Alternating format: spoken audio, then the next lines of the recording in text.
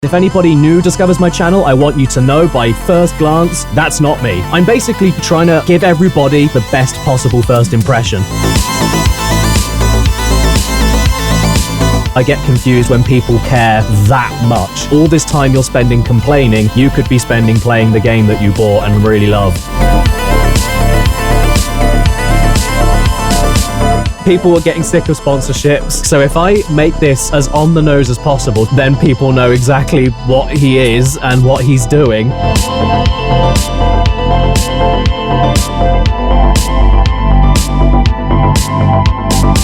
If you're going into it looking to make a career out of it, you've already lost. You're going to hate the process because you've gone into the process expecting results from something.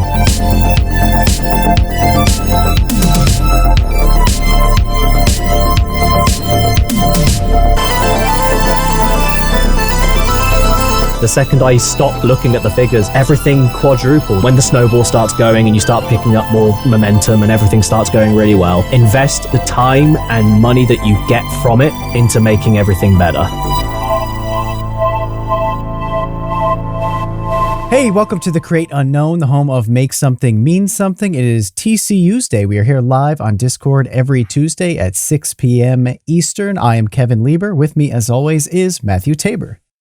Yeah, real quick, I saw that the Kino Corner hit the 5th anniversary of his channel creation today. That's a serious milestone. He's come quite a long way since 2018 with that. I met him shortly after his channel started. So like he's one of the people, along with Mini Kudos and some of the others, who we've been able to see go from kind of idea to just churning out incredible videos. So happy 5th birthday to the Kino Corner and enjoy kindergarten. Yeah, half a decade on the platform. And also real quick, Billy the Fridge will be joining us next week, which is someone we've been looking forward to talking to for a very long time. So definitely looking forward to having Billy the Fridge on next week. But this week we have a very, very funny, excellent guest. Winston Churchill wasn't just a statesman, he was a prodigious examiner of human thought and action. The audiobook of his History of the English-Speaking Peoples runs 57 hours. Biography of his ancestor, the Duke of Marlborough, runs for 81. This requires an incredible commitment to detail and accuracy without being boring. It's a combination that's nearly impossible to pull off. And if he'd instead become a YouTuber with a deep love for the original PlayStation and Oddworld Abe's Exodus tattoos on his hands, he'd be Jim Caddick.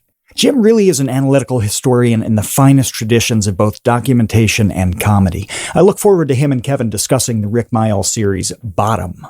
His channel name Caddicarus is a play on the NES classic and Nick Arcade staple Kid Icarus, which Jim has never played. The Caddicarus catalog is a grim lineup of hour-long dives into a circle of gaming hell that would make Dante blush, the demonic world of Disney PS1 games, eviscerations of Peppa Pig in gaming, and several treatments of Crash Bandicoot. Over the last decade, Caddy has adapted with the platform and his audience. His formats have included Caddy's Retrospective, Cinemaggots, Drive-Thru Reviews, Bandicoot Month. He participated in Hidden Blocks, and he features gameplay on a separate Caddy Plays channel. When there's a compelling reason to do something different, Jim just does it. In December, he crossed the 1 million subscriber threshold on YouTube. That's over 5 times the population of the West Midlands county in which he resides. And he celebrated with a 2-hour, 24-minute cataloging of the legendary world of Spyro games. Jim is a YouTuber's YouTuber, and that's why his video included 67 cameos, including one from Kevin Lieber of Vsauce 2. It is brutally difficult to be entertaining. We've talked several times on this podcast about that, and it's hard to survive, let alone stand out, in a space as crowded as gaming. And there's a special challenge there. To have an audience, your gaming content needs to be at least as entertaining as playing the actual game. Jim's done all of this for a decade. So Jim, your video titles, as we were going through your catalog, we noticed there's the word old in some of them. What's that about? Before I answer that, holy shit, do you want to be my best man and do my speech for me? Fucking hell, dude. Sorry, are we okay to swear? Are we okay to swear on this? Yeah, we're good. Okay, yeah. Fucking hell, man. That was crazy. That was so, like, I don't look at my old things at all with any kind of reverence or nostalgia or anything. It's a part of me that I have banished a long time ago. Bad memories, bad association, bad everything. But you mentioning them in the way that you did was like, oh my God, that was actually really touching and sweet. So I appreciate you for that. Thank you. That was really sweet. Big body of work. You know, a lot of people we talk to have done like one thing really well, and they've ridden that horse for a long time. And you've had so many different formats and just doing different things over the years, and that's pretty unique. Yeah, thank you. So, okay, you're going back to your old questions. So, yeah, as I just touched on, pre-2020, which is when I basically changed everything about my channel and started doing the fuck off massive long 1 hour videos, and I basically stopped caring about analyzing and just started trying to, you know, Monty Python the shit out of shit. Like, I just want to be stupid. Stupid's funny. And it doesn't need a reason. It doesn't need to be clever, but you know, I find that funny. So that's what I started doing from 2020 onwards. You always had hints of that before 2020, but I tried to mix it in with this, like, and I don't mean to insult anybody that does this now, or upset anybody that likes my older stuff, because that's not what I'm trying to say here. But I think I come across as a little bit pretentious, patronizing, a bit high horsey, a bit like my opinions are the right ones. And hey, I'm going to be stupid now. I'm going to take my shirt off and run into a mud pit. But also, you have to respect my analysis of Croc 2. It's important. And in a way, I suppose you could look at that as maybe the joke as well. But I know how I felt while I was writing those older videos and how I was when I was presenting them. And I genuinely felt a little bit like I've got something to say about these old games that no one gives a shit about, and it works for lots of people. And I love watching videos of people that do. Someone that does it a lot, really, really well is Josh Strife Hayes. I've just discovered his channel, and he does a lot of like hour-long deep dives, beginning to end, of classic PS1 games that I grew up with. And yeah, I love those videos, but it's just not what I'm interested in doing anymore. And when I look back, I don't know. I think like I said, I think I come across as a bit pretentious, and like my opinion is like it means something, and you should respect and listen to my opinion as an experienced reviewer, even though that's not my intention. But I think that it kind of comes across in some of the things I say and how I present them. And like when I do angry in the old videos, the chances are I probably was angry, when it should usually be a joke. Anger should always be a joke with this kind of stuff, and that's what I do now. Whereas back then it is like, oh, if I'm angry at Peppa Pig, it's because I genuinely am upset with the state of like British kids TV programming from the late 2010s, when in reality, I don't give a shit about Peppa Pig. I haven't watched Peppa Pig since I made my first video about it, like 2017, 2018, years ago. But because of the way I come across in that video, people think I genuinely loathe the show, and I should be involved in deplatforming it, and I should be involved in harassing some of the voice actors in it. And it's like, I didn't when I know how I feel, which is I don't care. I just wanted to make a fun video. But when it comes across like that and people start taking that as the message, it's like, I must have done something wrong. But that leads into the, sorry, I ramble, by the way, sorry about that. But yeah, so that's why pre-2020, all of those kinds of videos, I just put big old bracket, old capital letters, close bracket. Few reasons. First of all, because if anybody new discovers my channel, I want you to know by first glance, that's not me. That's old me. That's me, bygone. I don't think about it. I don't care to, like, I'm proud of what I did and how I used it to build up to where I got now, but it's not me. And I don't want you to come away thinking that is me. Like, if you want to see what I do, 2020 onwards, that's what I consider me now. So that's the first reason. Second reason, the attention span of your general viewing person has shrunk significantly ever since Vine and TikTok and all that shit. And younger, I mean, I shouldn't be doing this really for the sake of younger people, but older people are guilty of it too. You'll look at a video and half the people don't look at the date that it's uploaded anymore. And I don't want people to look at a 2014 video and think, oh, this guy fucking sucks. He's like, his camera is shit and his audio is shit. YouTube yeah, it is, hides but it. that's because it's an old video. This is like a pet peeve of mine, is that recently YouTube has made it really hard to tell when a video was uploaded. They changed that like a couple months ago, and I find it very annoying. You have to open the description to find out now, which who the hell does that? Like nobody opens the description anymore. So it's like, so that's part of the reason as well, is because I want to let you know without you even needing to look into it any deeper. I'm basically just trying to give everybody, whether old fans or new fans, the best possible first impression. And if it takes one new subscriber to look at one old video and then go, this guy sucks, don't want to watch him, but then they see old and they don't even bother clicking on that video and click on something that isn't labeled old, which I think is much better, then I gain a subscriber potentially. So it's the difference of, and I think it's paid off a little bit, because at the start of 2020, I was at about 650k subs, and then I blew, like I ended up crossing over 700 and then getting to 1 million with it by the end of the following two years. So I basically gained nearly double the subs in like a third of the time it took me to get to that point. So I think little things like that, I think, make a difference. But you know, people are still upset with me, but it's like, hey guys, it's either I put old in the title or I delete the fucking video. What do you want? So right, but it's the best of a bad situation. Yeah, I don't think it's that. It doesn't change the video. It's just the title. Who cares? You bring up something that we have never talked about before on this podcast that I actually think is super interesting, and I also heard you speak about it in a different video.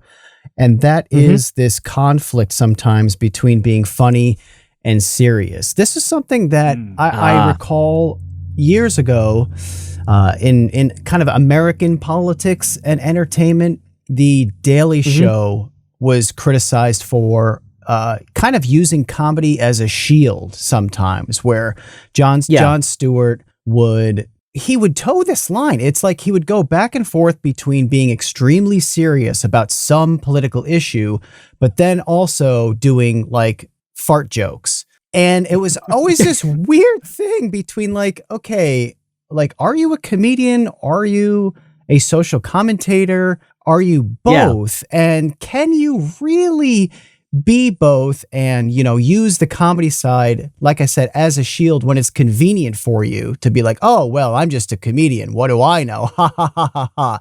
That's a really weird thing. And I also wanted to say another thing that I thought about that is a little bit more of a contemporary YouTube reference for our listeners, is that I have seen Donkey get in trouble with this on YouTube, or really, I guess I should say on Twitter. Where I think I know about this, I think. And we'll do a review. The most infamous one recently I remember was when he reviewed Xenoblade Chronicles 3, which was a very funny review. And I love the Xenoblade Chronicles series. I played through all of them. I'm a big fan. I also really liked his quote unquote review, which was mostly comedic. However, people were really upset, first of all, that there were spoilers involved, like major story spoilers involved in his review. And on top of the fact that he really was just kind of like making fun of it the whole time. So I think it's interesting that you decided to sort of draw a line in the sand here and say, look, I'm not going to toe this line, or I guess hop back and forth between super serious and super comedic. Just get rid of the serious part of it altogether and say, I'm just in it for the laughs. Yeah, ultimately that's like that, and it's paid off for me dividends. It's made me happier. It's like, because you don't need to then worry about what you write about, even if you start, because my Spyro video that I just did is probably the closest thing to old school me I've done in years, but purely because it's something I've told everybody I was going to do at 1 million subs. I've mentioned that since like 2013. It's been a long time waiting for a lot of people. So in terms of how I made that video, I tried to make it like I do now, but a lot of old tropes, I guess, of me come out. That's why the video is so long, because I do go into a little bit of depth of why I like things and why I don't like things. But then I think I got to a point in 2019 or so when I just looked at myself. This isn't, again, not a criticism of anybody else. It's just me personally. And I was thinking, why do I care to give you my honest why this is good, why this is bad, and give you deep analytical criticism and critique about fucking like I'm just looking at the shelf. Lego racers. Why would I bother doing that? Yeah, okay, you could argue maybe that's the joke, but I think it comes to a point where if the joke is separate from the review, which is what I used to do, like the funny stuff was always completely sidelined to, it was back and forth, like you were just saying. It was never integrated. It was never part of some bigger idea. And like, I think I looked at myself and I thought, why do I care so much to tell people why I don't like and do like certain aspects of certain old, like jaggedy PS1 games? And if I did, why do people care that much if I do or don't like an old jaggedy PS1 game? Because I don't. When I watch, like you just said, you will watch a Donkey video whether he likes the game or not, because you just enjoy, and you're what's the word? You're confident enough in yourself, and you're secure enough. You're not insecure. You're secure enough in how you feel about things to just let that go and be like, it's not even a case of I disagree with you. It's I don't care that you think that. I do. So fuck off, you know? And that's how I've. Yeah, so whenever I see hot takes about the newest games coming out and people getting genuinely upset and going on threads talking about why this is bad and I just think, okay, if I'm still interested in it, I'm still going to give it a go. And if I agree with you, cool. If I don't really care. Like I've just given up caring. I think that's the ultimate thing. I've just stopped caring. I just want to do what I want to do. I don't want to hate watch anymore. I don't want to. I don't know. It's hard to explain. I've lost caring about like how other people's opinions about something affect how I feel about it, and I get confused when people care that much. It confuses me. It's like, why do you care that much? All this time you're spending complaining, you could be spending playing the game that you bought and really love. Why? What? Like, I don't know. I don't know. It's a tricky one to answer, but yeah, that's basically where I am, I guess. See, I think content like you make, where a video can help me understand why I love a thing or why I hate a thing. There are so many different times when I've never really thought deeply about why I feel the way about something like a game. Like, here's a specific example. I love Zork. I played it on the IBM PC Junior in the 80s. I really liked that game as a kid. And it came up in a video that Kevin did 5 years ago, maybe. The Legend of Zorba. Is that still the title, Kevin? No. I changed my titles. I change my titles all the time. I think it's like the portable computer time forgot or something like that now. Yeah. I bet if you search the Legend of Zorba, it would come up in YouTube though. It would come up. Yeah. Yeah. That was one of the few games available, a text-based game that went back to Cavern was the original. Is that There's another video called The Legend of Zorba. That's really weird. What now? After squeezing your juice? It's like some Russian lady. I don't know what this is. I'm gonna have to watch this after the podcast. Well, maybe it was you. as we went through the origins of that game and why the game was such a leap in terms of gaming, really, I began to understand why I liked it, and it didn't make me like it anymore. It just all of a sudden, it's like, oh, it contextualized things. Exactly. Yeah. And that's happened, like, even talking to Angry Video Game Nerd about, like, NES games. I used to watch videos of his about NES games that I would rent from the video store, play for the weekend, and hate. I was so disappointed. That's the only thing going on that weekend is Friday you go and get the NES game and you play it until Sunday. Even if it completely sucks, you play it till Sunday because that's what your weekend was. It's your money. It was your money as well, yeah. Yeah, and occasionally, like, I didn't understand why something was so bad when I was 9, but I'll watch his videos and he's like, this is why the controls are a problem. And it should have been doing this instead. I'm like, okay, I get why I hate that. And it's extremely useful. But when you make a video, you don't know which side somebody's going to be on, or if they're going to like the reasons. They may not like what they hear. When they realize why they like something or why they don't, they may not be comfortable with that answer. Yeah, and you're completely right. And everyone has all the right in the world to scream at me on Twitter or in the comments telling me how wrong I am. Because, I mean, I've made a video, you can do that, it's cool. Just don't expect a response from me, because ultimately, like, if you disagree with me, okay, cool. Let's get on. Let's just, what's the point in arguing about it? You're not going to change my mind, and I'm not going to change yours. And that's what confuses me, is when people start arguing about it. Like, even like the last couple of days, I think, yeah, maybe it was today or yesterday, but you know, Forspoken just came out. Yeah. And I am not vaguely interested in playing it. It just isn't doing anything for everything I've seen of it. It's just not doing anything for me. But somebody shared this clip and they were like, oh my God, like, this is the writing that you have to deal with in modern games today. And it was a cutscene from the game. And you know what? I didn't hate it. I thought it was absolutely fine. It wasn't hilarious. It wasn't awful.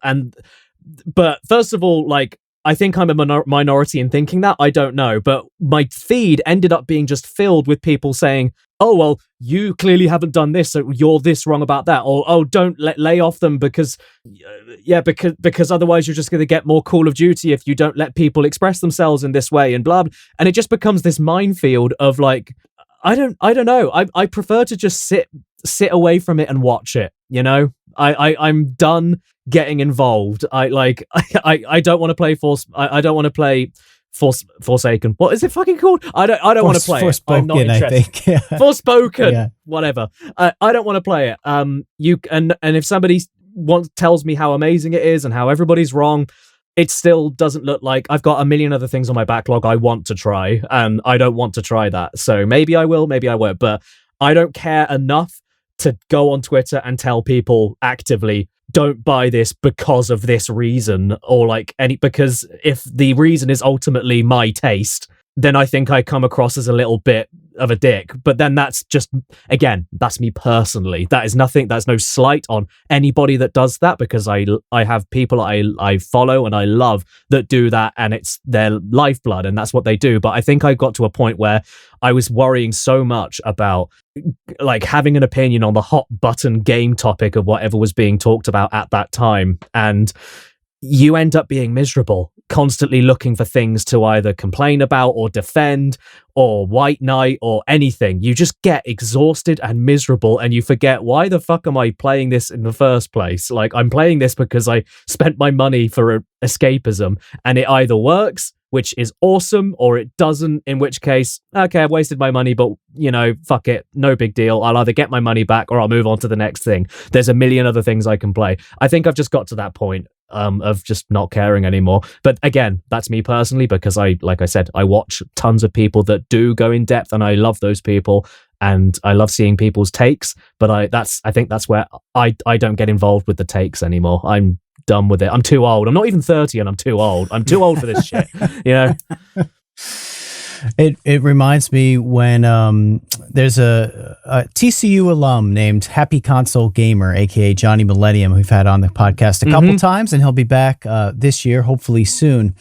Whenever Johnny does a top 10 list, he'll do a top 10 Genesis RPGs or top 10 PS4 games, whatever it is.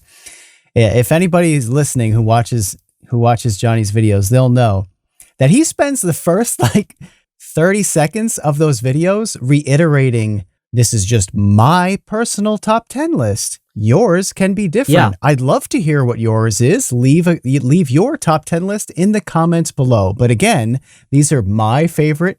This is my personal top 10 list.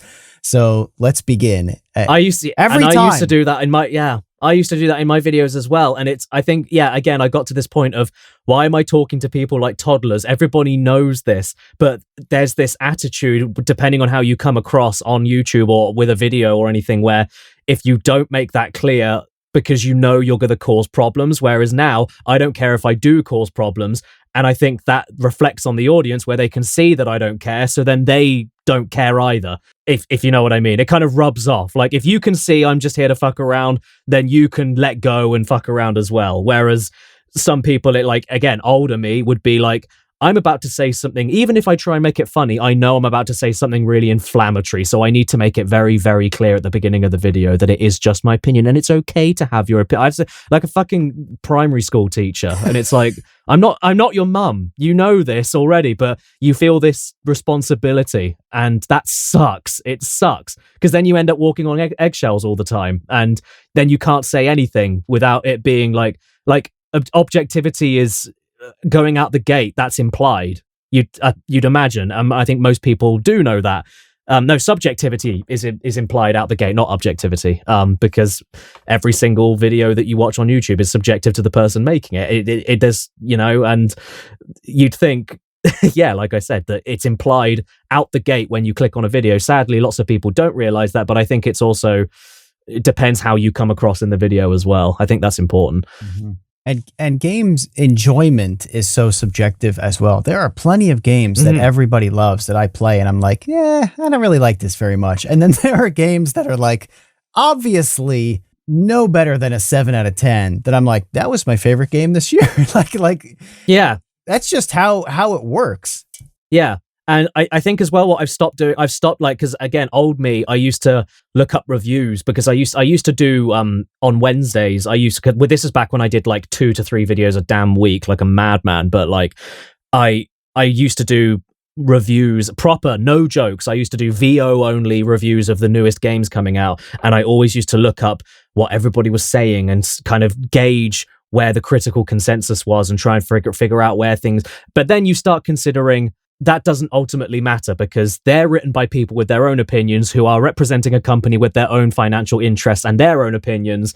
Hence, the whole Last of Us critical back and forth. It's like the Academy Awards, it's just like, it gets to a point where it's just like, they're all just jerking each other off. And you can agree with it. That's fine. Like, I love The Last of Us 1. I think it's fucking awesome. But I can't deny that I look at the whole situation. I'm like, all right, come on, let's calm down. All right, let's look at the next thing now. But yeah, it gets to a point where you end up looking at everybody, like every major publisher's opinion on something. And then not only does it start to affect your own opinion and make you think, oh God, well, am I wrong about this or am I wrong about that? When ultimately, if you played it and didn't like it, you played it and didn't like it. It's not that deep, So, but you start doing that and then you start wondering, oh, how is this going to come across if I rate something out of 10? Like, people stopped doing outs of 10s kinds of videos a long time ago because it's not worth the fucking hassle. And like, I've been playing a game recently. I don't know how new it is. That's the thing. I don't even know when games come out nowadays. I just play what I like the look of. I'm playing this game. I don't know if you guys have heard of it. It's called Lil Gator Game. Nope. Don't know what that is. Okay. It is an indie game where you are a tiny little low poly alligator that is on an island. And the objective, it's kind of like Breath of the Wild, but for babies. And the idea is that you're basically a kid and you're trying to convince your sister who's gone to high school to drop her homework and play with you. So you go around this island and collect friends and build like forts out of cardboard and shit. And you make this whole stupid little adventure up. And I fucking love it. I have no idea what the critical consensus is. I have no idea if people like this game or hate it. And I don't care if they do. I don't care even if you like it as much as I do. I'm just like, yeah, cool, you agree with me. Sick. And if you don't agree with me, cool, sick. I'm going to keep playing it because I love it. And yeah, that's the kind of, I don't even know, like, you guys don't know about Lil Gator Game, and I didn't know anything about it until I saw a picture of it on Steam, and I was like, this looks adorable, I'm going to give it a go. And I did, and it is adorable, and I love it. So I don't care how simple it is or how mechanically not deep it is. Old me, I would have been writing a review, and I would have been like, you know what? I love this game to pieces, but objectively, I have to be professional and I have to mention that the controls aren't perfect and I have to talk about how the mechanics aren't deep. So because of that, even though I do love it, I can't give it a 9 out of 10. I have to give it a 6 because objectively, the mechanics and the design... And that's miserable. That's fucking miserable. Like, why? If I genuinely liked it that much, I should just be able to say I liked it and leave it at that. But then people have this, like, what's the word? Like this integrity problem. Yeah, there's integrity problem about them. And it gets in the way. But then, it depends on where you're coming from, because if you're IGN, it's in your best interests to be objective as possible, and because you're presenting an opinion for a general audience to decide if they're going to buy a game or not, because lots of people don't have that much money, and Forspoken or whatever the hell's coming out, like, that might be the only game that they can buy that year. It might be a birthday present, a Christmas present. So in that sense, it's important. But for just independent people on YouTube, I don't know. I gave up that life a long time ago. There's a show that touches on this issue, and I almost don't even want to bring up this example, because I've worked very hard to craft an image that I don't really touch anything past the 1950s, and this will betray the fact that I watch Apple TV occasionally. In my defense, it was relevant to a project I was working on, so I didn't do it to enjoy it. But I was watching Mythic Quest, and Mythic Quest is really funny. It's got Rob, McElhenney from It's Always Sunny. Nice. Yeah, it's about the premise is they've made a game that's sort of World of Warcrafty, and it's now in its third season. And at this point, the pair, the odd couple who are making this game, the development, the woman who's doing the actual developing, she is working so hard on the sort of epic experience that's going to get the 10 out of 10s. It's going to be the next huge leap in the gaming experience and all that. And along the way, she makes some little goofy thing, I think, to test a piece of code. And it's like this really shitty, like Farmville-ish / Animal Crossing / Nintendo Wii people, like really lame thing. And the couple people working with her test the code in it or whatever. And they're like, actually, this is a lot of fun. And she realizes that's the gaming experience that she should be focusing on, is this thing that is a tremendous amount of fun that people love, rather than going so deep into this lore-based game that pushes the limits of graphics and gameplay and all this. She's like, no, I backed into accidentally making something that people just plain enjoy. And she's not entirely comfortable with that when it happens. And we've talked about this with music in the past, where it's like there are people who are extremely talented, accomplished musicians or singers, and they pump out some 145 2.5 minute pop song that sucks, but it's amazing, it's awesome, everybody loves it, and it's like, well, why did I? This isn't the best use of my talent. I'm capable of so much more with this than this. And you've got to reconcile how people are receiving the thing and if they actually enjoy it, as opposed to, this weird sense that art has to be a certain way. Yeah, and you don't have to tick an arbitrary number of boxes in order to be good, because everything exists within its own bubble. Because going back to Lil Gator game, the closest thing I can compare it to, weirdly, is Breath of the Wild. It's not even remotely like Breath of the Wild, but it's the closest thing I can compare it to. But I'm sure there are people that will be able to be like, well, if you compare this literal toddler's game to The Legend of Zelda Breath of the Wild, where it just gets silly at that point. It's like, okay, yeah, they give off a similar vibe, and they're like, there's a few mechanics like the gliding and the climbing and like all that stuff. It's similar, but it's like, it's just using bits and hints like herbs and spices from other recipes to make its own thing. And sometimes if it wants to make a point and it makes its point well, then that's all that matters. You don't need to go into much more depth than that. It's like any other game. Like I can fully admit, like something like Rugrats Search for Reptar on PS1, I can fully admit that game is not very good, but it's so fucking good, man. It's like it's terrible, but it's so good, because I think, like, I mean, yeah, you could say it's nostalgia, but it's like, I'll replay it and I can get along with it. I'm fine with it. And yeah, it's not difficult. It's for babies. It's for fans of a TV show from the mid-90s, and it was a kids game, and it's like, it's a not exactly a low effort kids game, but it's still a kids game.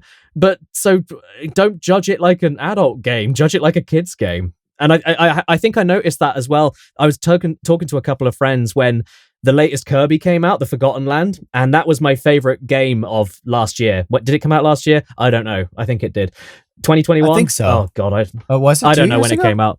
Yeah. Was it 2022? I'm getting confused with it being 23 now. So yeah, whenever it came out, I was like, this is my favorite thing of the year so far. There's not a thing I dislike about it. There's things I have issues with, but nothing to make me go, I didn't like it. Like, I loved it. But the thing is that I can also admit, for most of it was really damn easy. But I can still respect and appreciate the artistry, the design, because lots of my favorite games aren't difficult. A game doesn't have to be difficult to be hard. It doesn't have to be mechanically rich to be engaging. It can be anything it wants to be. If it gives you a memorable experience or something that you enjoyed, then ultimately it doesn't matter. You'd think that people would have learned this at the beginning, because the two biggest games, excuse me, the two biggest games of the 80s were Zork and Tetris. I'm trying to think if Mario crept up into number 2. As far as sales, do either of you guys know? Yeah, I mean, it's so hard to. I mean, I'm thinking Space Invaders and like Asteroids, but that's arcade. I don't know about home computers and stuff. Yeah, but I mean, like those two games. Let's say two of the top games. Mm-hmm. One is a really create Pac-Man. Your own adventure kind of thing. Pac-Man 2. Pac-Man, you have to mention. That was gigantic. Sure. Pac-Man Mania. Yeah, Space Invaders, Pac-Man, Tetris, all of it. Like, these were really simple premise games. There wasn't a lot to it. And like, Pac-Man was extremely repetitive. You know, all of these games that enthralled people were fantastically simple. And as games developed, it's not like people loved the games more. It's not like the game that was most loved in 1998 was loved more strongly than the way people loved Pac-Man. Yeah, it's the you could apply it to anything. You could apply it to watching Nosferatu nowadays, and then watching Megan. You know, it's like I thought Megan was shit, but beside the point. Like, it's like, yeah, watching a 1922 horror movie with no audio and dodgy old fucking like 12 frames a second camera equipment, but you can still enjoy it. Like, people still loved it at the time, and you can still look back and be in awe of what they were able to accomplish at the time and still enjoy it because of that. You don't have to look at it objectively and say, it's not in color, it's in the wrong ratio, there's no dialogue. You don't need to, because it doesn't matter. Like, ultimately, it sets out to do what it sets out to do. It's like saying Mario Brothers 1 is shit because it's not 3D. It's like, yeah, it's not 3D because it can't be, but beside the point, yeah. It's great that technology is getting to a point where we can create some of the best things out there, and like even CGI in movies is pretty incredible. Like, I know I'm a stickler for practical effects. I love good practical effects. That's why Terrifier 2 was one of my favorite movies of last year. It was amazing.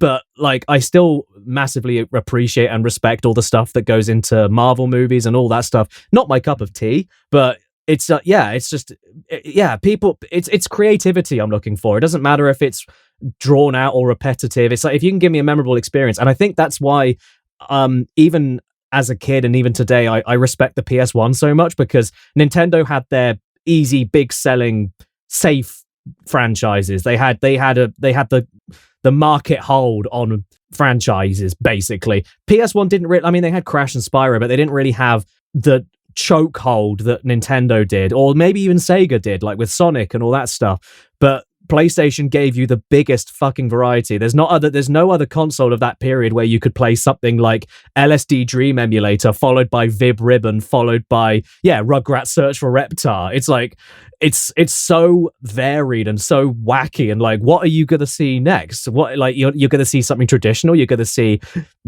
Crash, and then you're gonna see a bit of beat 'em up hack and slash Tim Burton horror like with Medieval. Then you're gonna see cinematic platforming with Oddworld, and then you're gonna see something like Bubsy 3D. You don't know what you're gonna get, and that's why I love the PS1 so much. You're gonna get Parappa the Rapper. You can't get Parappa the Rapper anywhere else. I don't know what you've been sipping, but you've got it all wrong. It's time to commit to the leaf. We've embraced the smoothness and surprising pick-me-up that tea provides. I literally drink it all day long, nearly a gallon a day, and it powers me through research, script writing, and forums on websites that I refuse to name here. But we don't drink normie NPC tea. We drink cultured and refined anime tea from the Dragon's Treasure.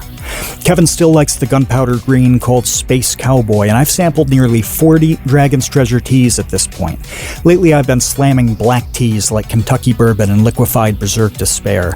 Scottish Breakfast is deep and peaty, and I smooth it over with Sebastian's Morning Earl Grey, which has the best vanilla cream taste I think I've ever had in a cup. Give me a pot of that with a hot meatball sub from Sal's Pizza and Brooks Barbecue Chicken to wash down my last meal on death row. I highly recommend the sampler packs. You'll want to try everything just like I did. I literally have not had one tea that I wouldn't be happy to reorder. The Dragon's Wings membership fuels new tea experimentation, and the Tea of the Month Club provides a regularly scheduled surprise.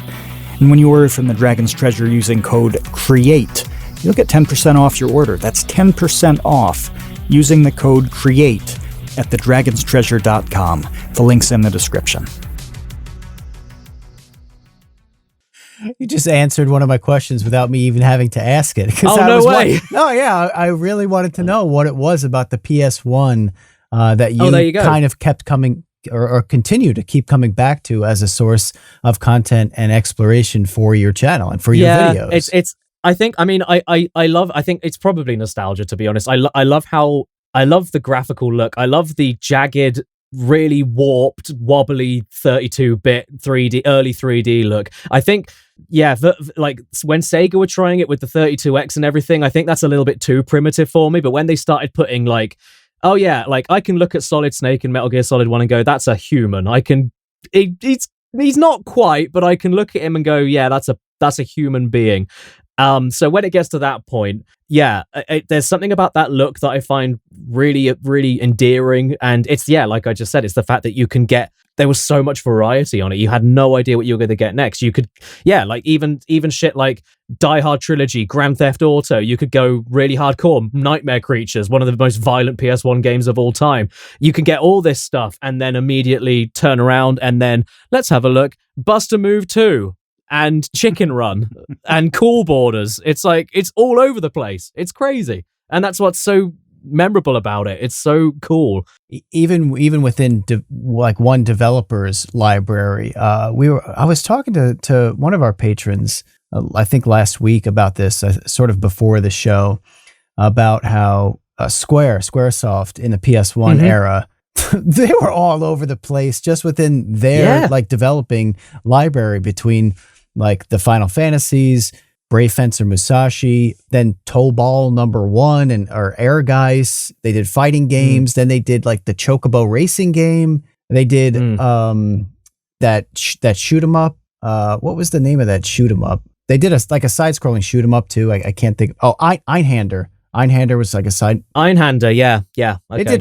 They were just like, we'll just make all of the different types of games, I guess, which they really don't do anymore. Nobody does. Everybody finds their niche essentially and just sort of sticks to it now. But back then, I think Sony still have I think Sony still have a little bit of a Sony will still take a gamble with PS5 and PS4. They had fucking Watam by the creator of Katamari Damacy, and that game was like, you walk around, you jump, and you fart on shit. That's the game. And it's like, and it's okay. I didn't love it, but it was something that I'm like, you had the balls to publish something like this. And it's like, it's more or less an expression more than a game, but it's like, I don't care. It's something memorable. It's something different. It's something I really enjoy. And that's why I think Sony exclusives speak to me a lot more than Xbox do. Xbox is very safe, and Nintendo are very safe.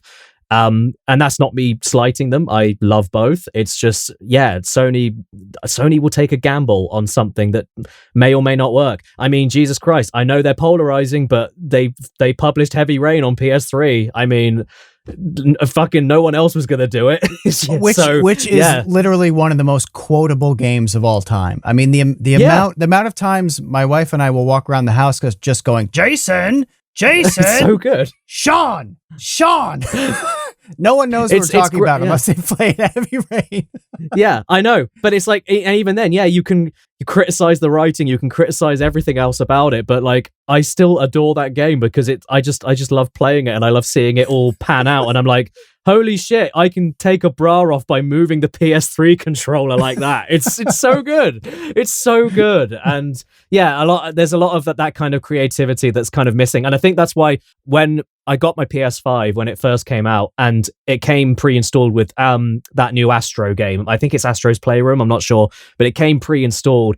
And it's basically a very basic 3D collectathon platformer, but it goes through all the collectibles, and all the levels are related to PlayStation's history. And you just get to see firsthand, oh yeah, they did the mouse shit, they did the cameras, they tried motion controls, they've tried internet on PS1, they've tried all these weird things, and you get to see all the visuals in the background and be like, oh yeah, you couldn't get that anywhere else. Like there's something about PlayStation specifically to me that I think it just screams originality, and nothing's off limits. And I like that.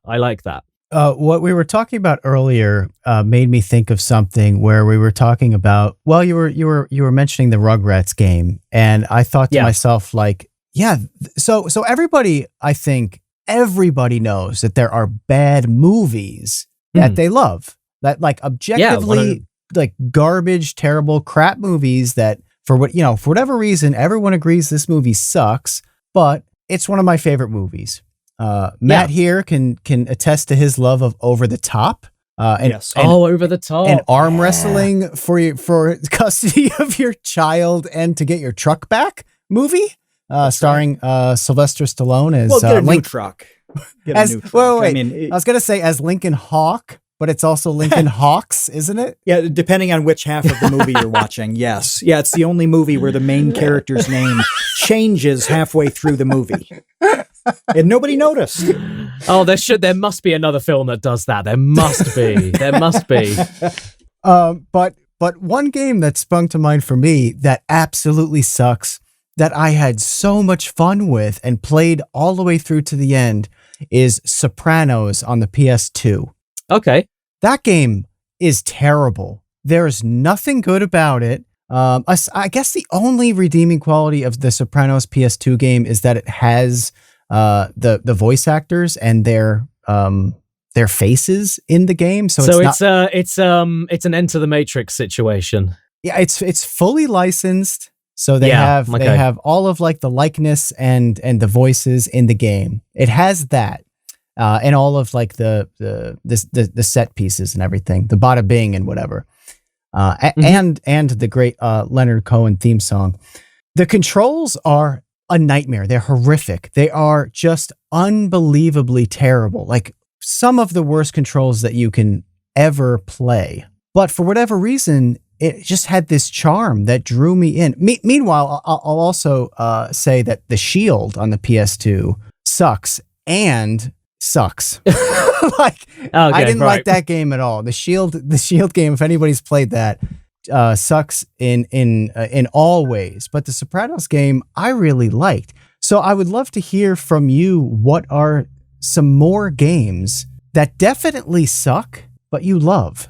Okay, so the other example I was going to mention, and I don't love it in any sense of I can't stand it. It's awful. But going back, it kind of links into what I was talking about, like nothing was off limits PlayStation. Like one of the first things I think of when someone says PS1 at me is Bubsy 3D. It's one of the first things that pops into my head, not just for the infamy of how it is truly one of the worst games of all time. There's no question, but there's something about it where it's like, I think of the little gray console and the lid lifting up and the discs and the controller, and I think of those awful untextured shapes and the jagged tank movement and the voice acting and the awful and I think like it's so beta that it's almost like I'd imagine this is where PlayStation game development was before the first PlayStation game came out. It's so beta, but for some reason it's one of the it's left an impact. It's so memorably awful, whereas something like I don't know, I can't think of another example. There you go, Fifth Element on PS1. That's trash. And I remember it being trash, and it is trash. I couldn't tell you what the first level was. I couldn't tell you what the visual style was. I couldn't tell you what the music would sound like. I can tell you everything about that with Bubsy 3D. It's just striking. It's so bold in how terrible it is, but that makes an impact. I'm just gonna have a look and see if there's anything. I mean, there's a few things where it's like there's polarizing. Like, I love Sonic Riders 1, and loads of people hate all of Sonic Riders. I think Sonic Riders 1 is top shit. So that's one example, I guess. But that's the main one that comes to my head, to be honest. Anything on PS1. This is the problem, is that I've got an extensive knowledge and library, but I still have to look at it because I forget what's on it. People hated Bug's Life on PS1 when it came out. That, like, it's one of the worst reviewed games on the system. I think it's an awesome game and one of the best soundtracks on the system. So then that's a case of I genuinely think it's a good game. I can't see why people hate it. So I don't know. I don't know. But yeah, I don't know, man. I don't know. There's a lot. Yeah, I can't. I'm going to be here all night. I can't think of anything. So yeah, there's just so much here. So much. Oh, geez, I got Blade on PS1. I didn't even know I had that. Oh. Okay. Yeah, I have Blade, apparently. I have Blade. Yeah, anything bad, but like I would play anyway. Oh my God. Oh, I can't think of anything. Honestly. I can't think of anything. If I think of something, I'll jump back in. But right now, I can't think of anything. Yeah, I think A Bug's Life is good enough. Yeah, we'll go with that. We haven't even. I'm going to just keep looking. I'm just going to keep looking to see if anything pops up. But yeah, you carry on. Okay. Well, I actually would like at some point to talk about your videos. I just realized how far we are into this and haven't even gotten to your channel. So, okay. And I know that we have a lot of questions from our patrons too. So, but I want to get at least a few of my questions that I have about your videos. The first one is like a really simple one, and it has to do with Spons. What is the origin of Spons? Where did that come from? Were you influenced by somebody else having a mascot for their sponsored segments, or why is it a kite? Like, I have a lot of questions surrounding Spons. Okay, so it's a couple of things. First of all, there's a Christian direct-to-video series called Gerbert that another YouTube channel called Brutal Moose has done a few videos on, and it's one of those rabbit holes it's worth looking into. It's this he's a puppet that looks like a chicken nugget, and he praises Jesus. It's incredible. And I was browsing YouTube one day, and all of a sudden I get recommended a clip from this direct-to-video show where he has a dream where he becomes a kite, and his head is in there and his hands are coming out and his feet are dangling out.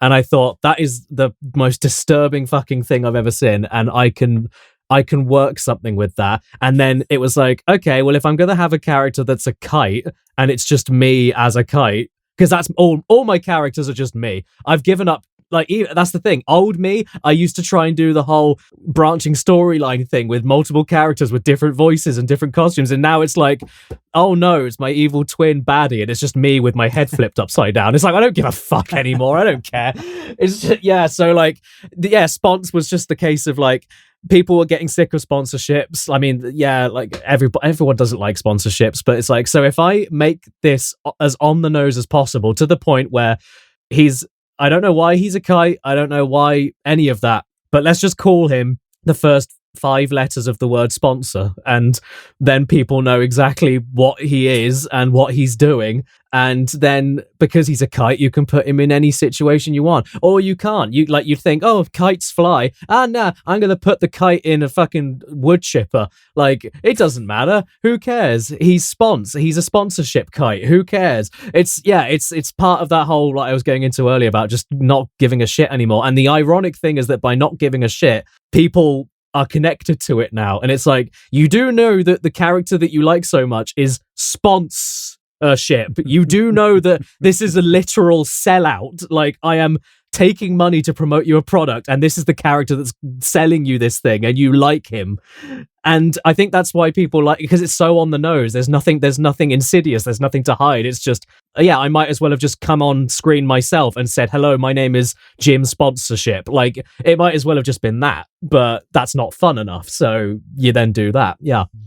Yeah, speaking of sponsors, we tried to get one in honor of you. It's a uniquely Midlands sponsorship. One of those things, it's a dish in a rich West Country sauce with pork offcuts. And You know Mr. Brains? You familiar with with the brand Mr. Brains? The only thing I can think of, pork offcut. You're not thinking of black pudding, are you? No. This was a company that the actual name of the dish would get this video banned. Mr. Brains. I know exactly what that's all you had to say.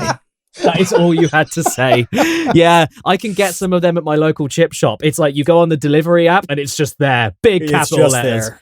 You can get that. You can get that and chips. Like, yep, that's all you need. That is all you need all you need in life. So for the uninitiated here, search Mr. Brains advertisements on YouTube, and you'll see what the problem is for this company to try to advertise their product.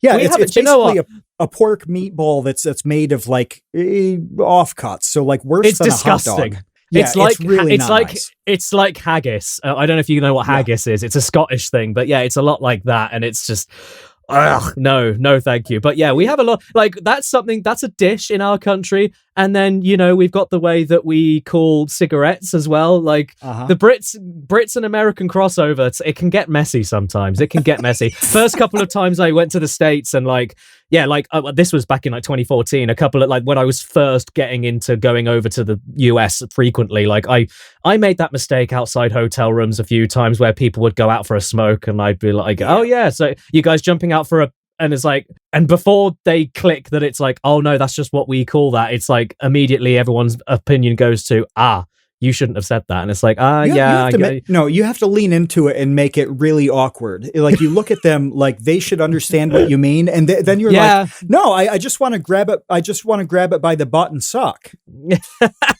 And then smoke comes out. And it fills me with tar. Yeah, that's when it finally breaks.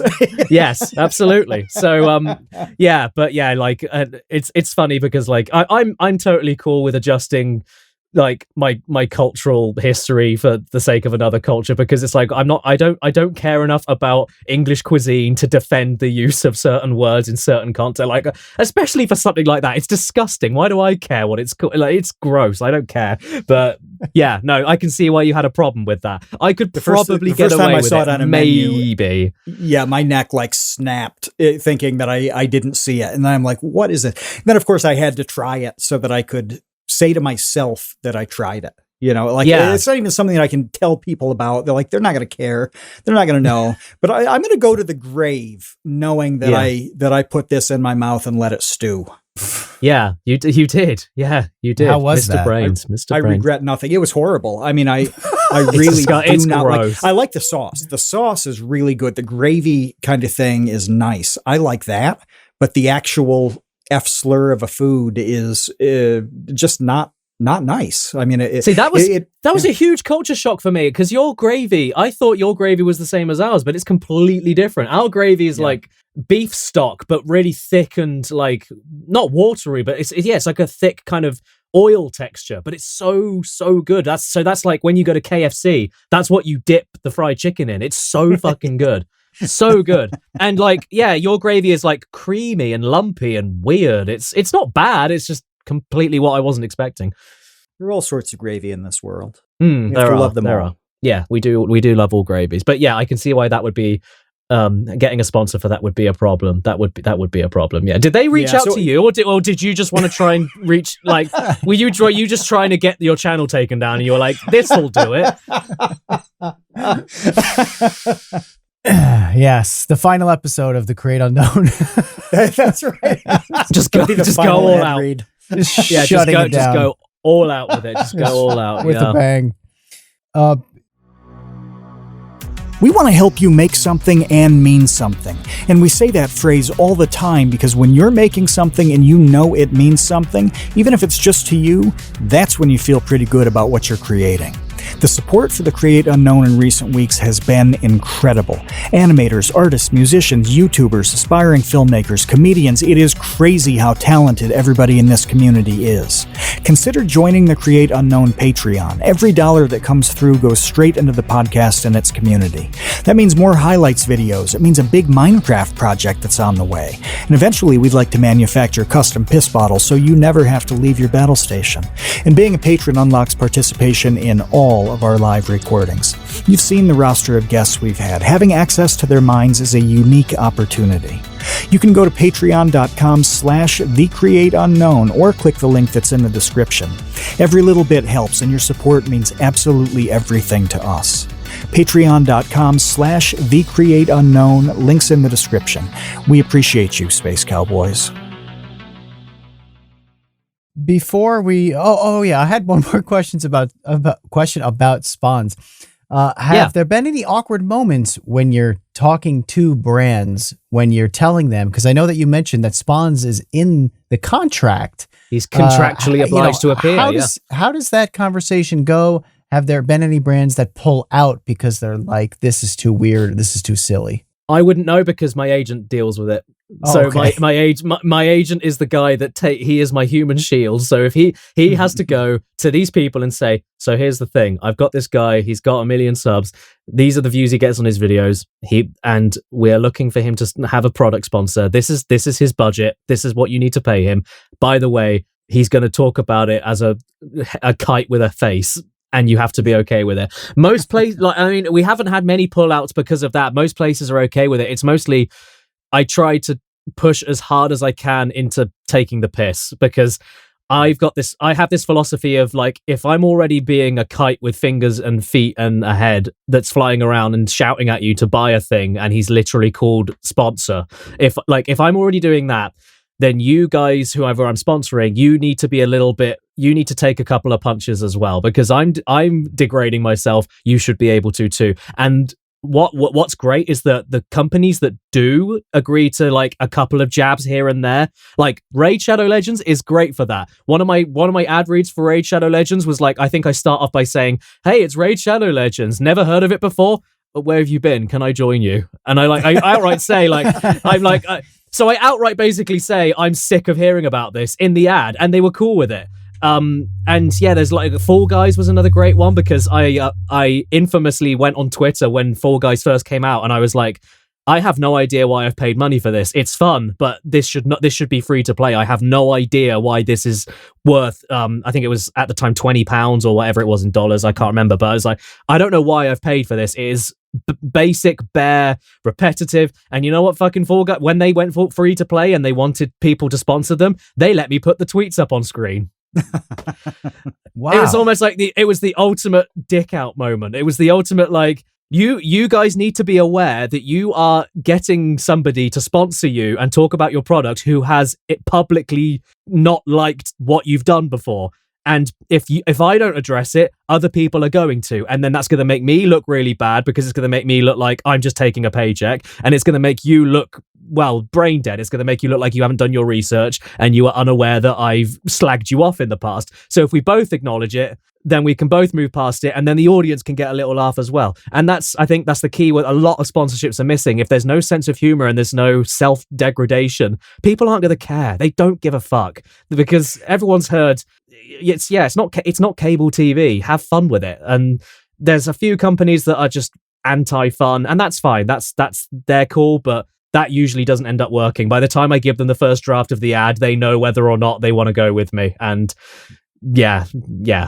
Yeah, being okay with having fun with the ads, really, it seems way more effective. And you mentioned Raid. Internet Historian did a fantastic job with Raid reads in prior videos. This was years ago, where it was as entertaining as his video was. It truly was part of like the sit down and watch an Internet Historian video experience was that ad. It actually added to his video. Yeah. And today people ask me for Spons plushes and Spons pins, and like it's crazy. And it's like this is a literal sellout character. But I guess again, people like on the nose, they like self-aware. And I keep and when ad companies sometimes get back to my agent and say like, oh, that they've reviewed your script and they don't like this, they don't like this, they don't like this, then I always say, okay, before I change anything, can you just ask them to like tell them like, make them consider that if I can take jabs at them and I can take jabs at myself for basically selling myself out because you're paying for me to say these words. If you're able to take some jabs, don't you think that the audience would find that a bit more endearing and a bit more like, oh yeah, like respect, like, hey, they know what everyone knows what they're doing. Like, I'm not being patronized to. I'm not being lied to. Like, it's real. It's real. Yeah, it's real. I think exactly. people appreciate that. Yeah. So I always tell my agent, like, before they commit to removing certain gags and certain things, just ask them or ask the higher ups, like, do you think that there's going to be more engagement for removing some of the jabs towards you? Because you'd be surprised that taking a little bit of a pride hit and a bit of a dignity hit, it can work wonders for you, and people will actually want to look at you and look at your products and stuff, because instead of going, oh my God, you're advertising to me, they go, ha, they were making fun of themselves. I'm going to at least look at them now because they seem like cool guys. So yeah, humor brings everyone together, and corporations need to understand that more, I think. Well, first of all, Spons plush, definitely on board for that. That's a great idea. And I have a question that leans into the merch stuff that I really want to hear from you on. Yeah. And I have another one. So I have two big questions, and we have so many patron questions, but I don't care. We're just going to keep going. Let's are you cool to hang out? Yeah, it's already midnight. Fire them away. It's fine. Let's keep going. Let's burn the midnight oil here. So, because there are two things that I really love that you did recently that I think that our listeners should really know about and also probably can learn from.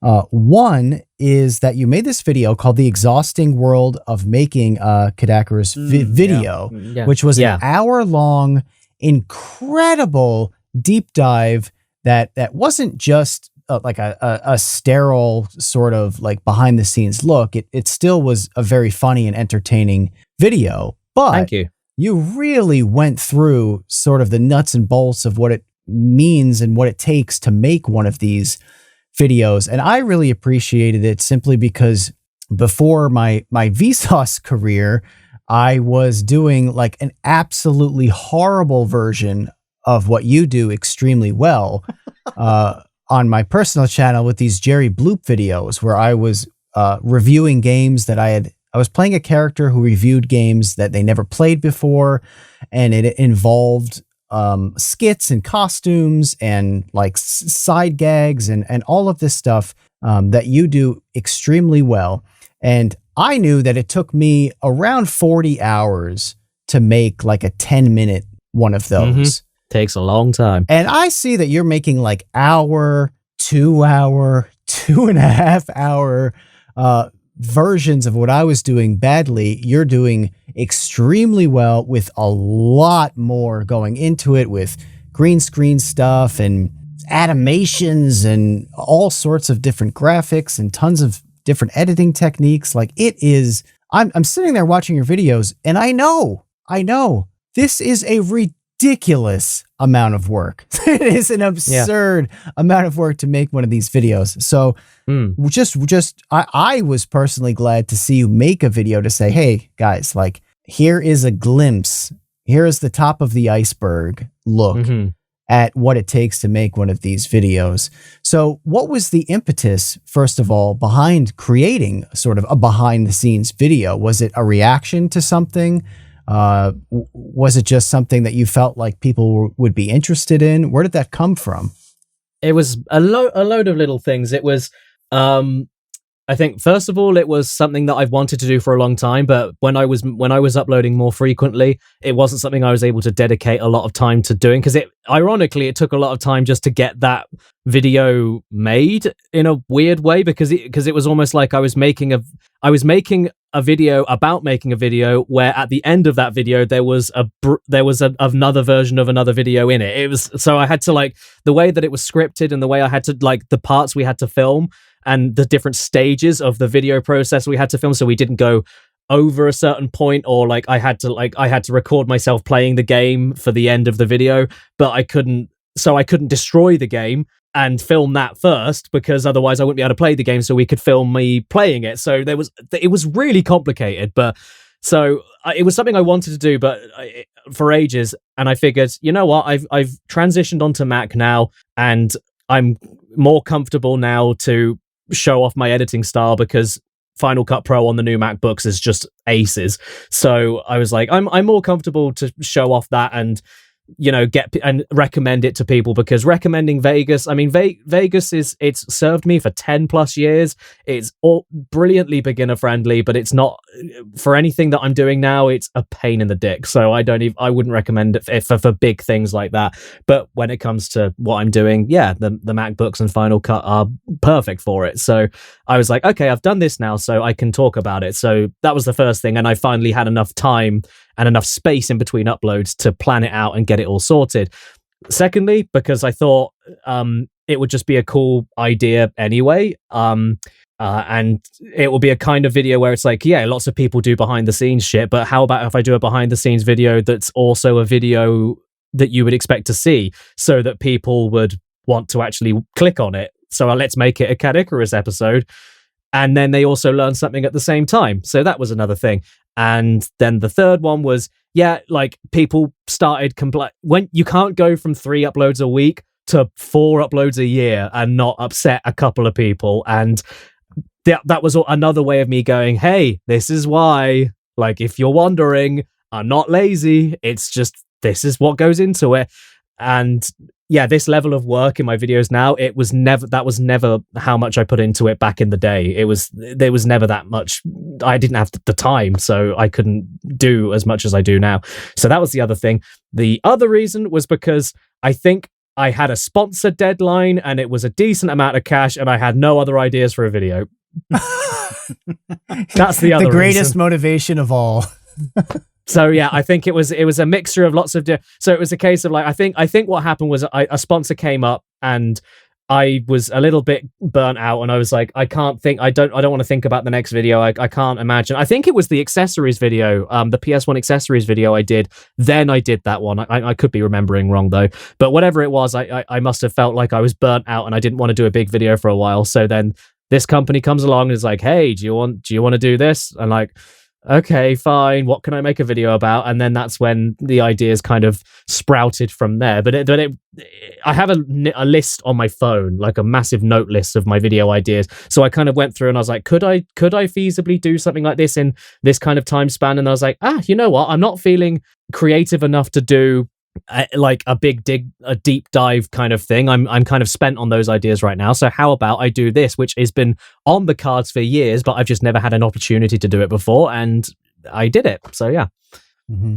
Yeah, I highly recommend creators check it out just to get some insight into really what it takes to make an hour-long video in just peppered with jokes and skits and little animations of a tiny Jim in a little car behind a regular car and then flies away or whatever. It's like, oh Christ, yeah. Non-stop jokes in your videos is so ridiculous. And then, okay, so let me get to my other question now before we go to our patrons. And that has to do with, again, circling back to the merch, is that you're doing this. And again, I feel like this is just a theme with you, is that you're doing this Blu-ray project. Mm-hmm. If people listening go to pixelempire.com and check out the collectible world of Caddicarus, you can see it. But it's not like, okay, I'm going to release my videos on Blu-ray. It's, $25. Buy it if you want. No. What Jim here we went all out. Went all out with it. You guys have to see this package because it's ridiculous. I'm not going to be able to name everything off the top of my head, but the box that it comes in is like a custom PS1 shaped box. And then the Blu-ray discs are in this like beautifully well-designed PS1 case with front and back artwork. It has a manual booklet that's in full color, that's in the style of a PS1 game. It has pins. It has stickers, I believe, a double-sided poster. Mm-hmm. A signed thank you scratch and sniff card of my beard, so you can scratch and sniff my beard to smell what it smells like. So that's fun.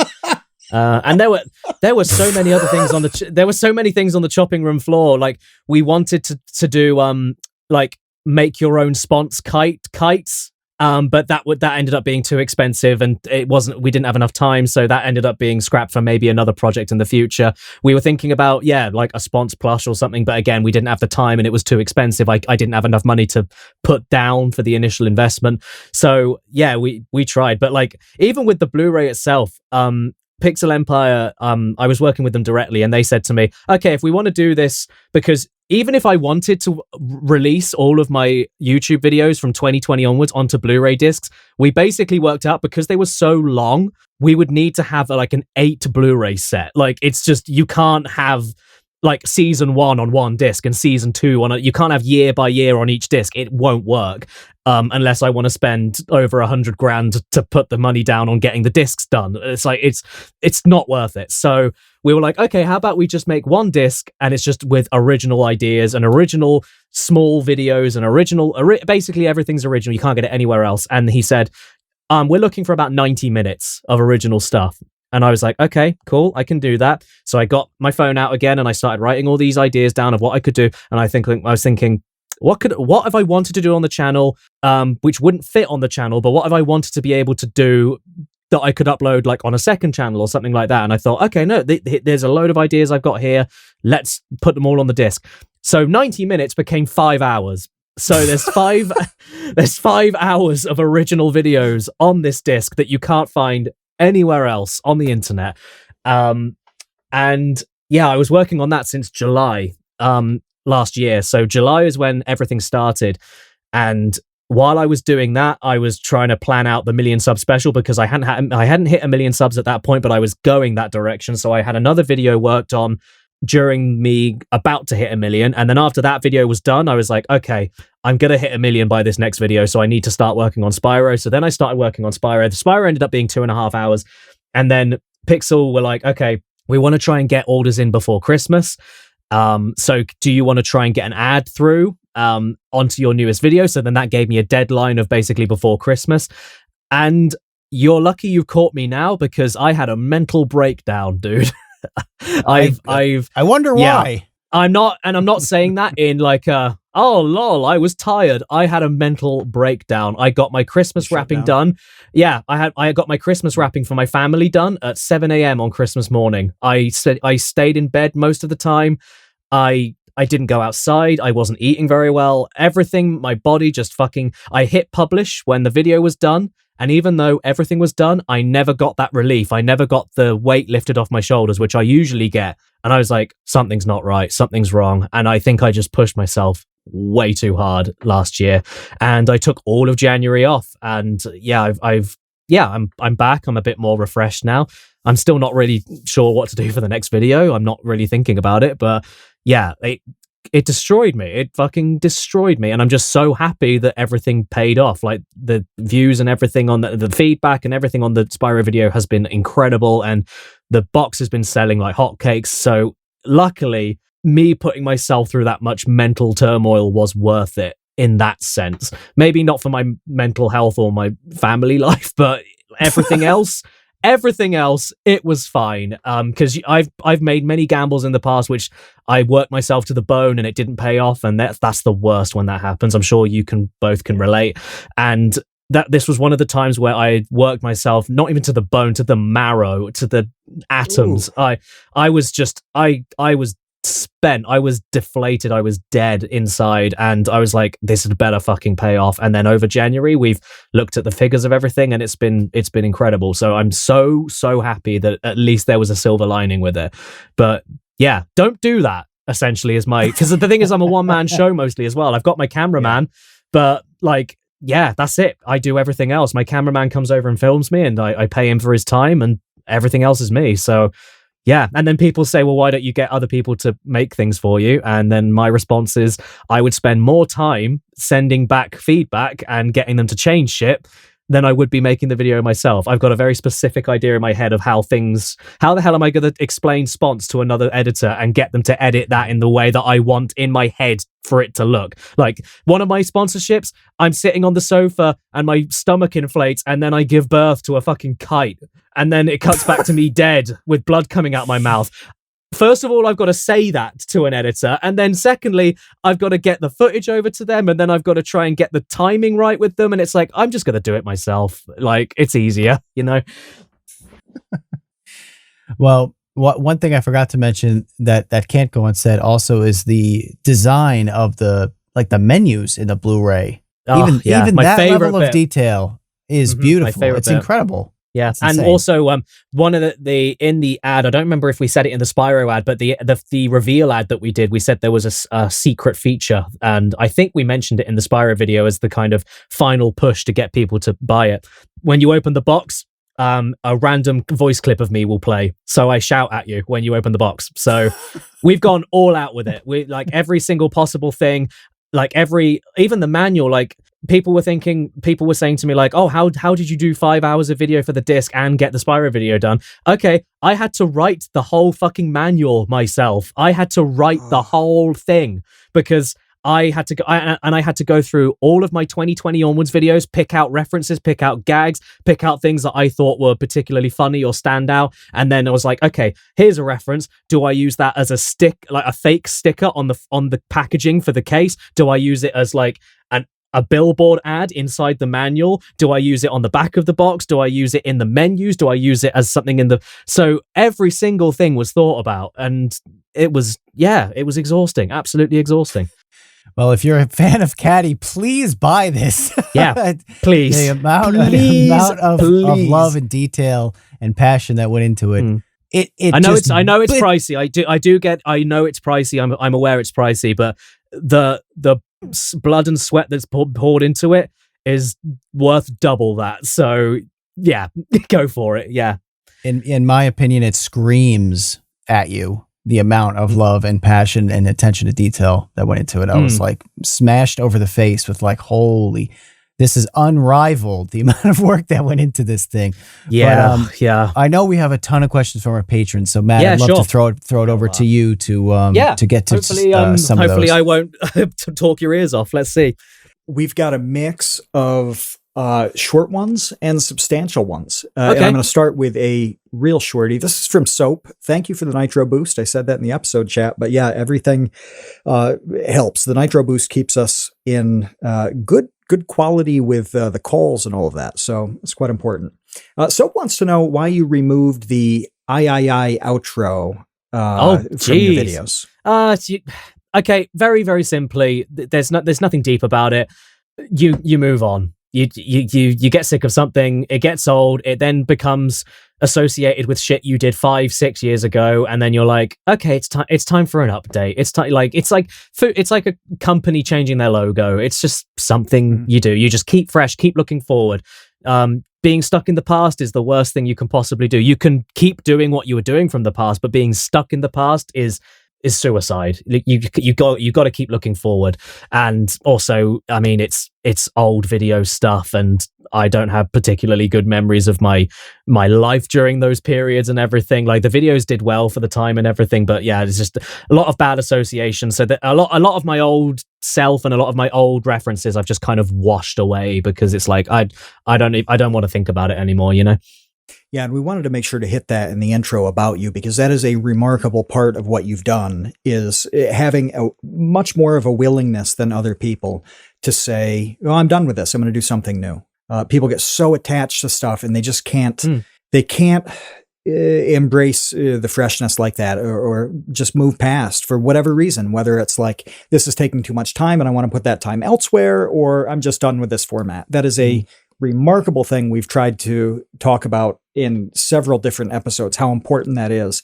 And I think you've been more willing to do that than anybody. Thank you. It's also interesting as well, because like when you say that, it's like, then you get like, it doesn't happen often, but you get a couple of people that are like, where's the old Caddy? Why don't you do your old videos anymore? And then all I've got to say is, look at the views. You can't tell me. You cannot tell me that going back to the old shit is going to save my channel or fix. Where if they were that great, where were the millions of people before? They weren't there, because let's be honest, maybe you really like them, but maybe the videos just weren't as good as you remember. And if they mean something to you, that's great. They're never going anywhere. They can stay there. You can rewatch them, but you got to keep moving forward. You have to keep moving forward. I like it. Well, the next one is from Jay Funky. If you were to revisit any game or game series for a video, which one would it be? Oh, okay. I always end up revisiting stuff like, Oddworld and stuff like that. I've revisited Crash too much. I've done Spyro now. I don't need to revisit that. Or I could, you know what? My next video can be me revisiting Spyro. My most recent video was Spyro, and my next video, I'm going to revisit it. There you go. Everything has changed in 2 months. Yes, everything changed. So, yeah, I mean, there's a lot of shit on, again, it's all PlayStation oriented, but there's like, maybe Jak and Daxter, I didn't grow up with it, but Sly Cooper I grew up with. I could do Sly.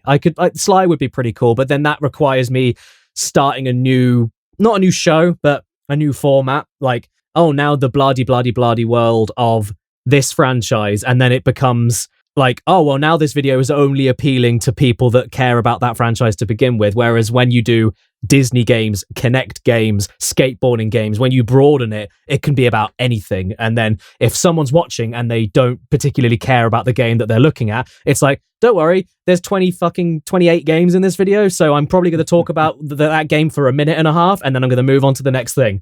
So yeah, if I was going to go back, it would probably be with some sort of PS2, like maybe God of War. Maybe there's a few God of War things, but then that's not really right for comedy, I guess. It depends, but I think Sly is the one that always comes into my mind. But that's not a promise or anything. It's just if I was going to, that's what I would do.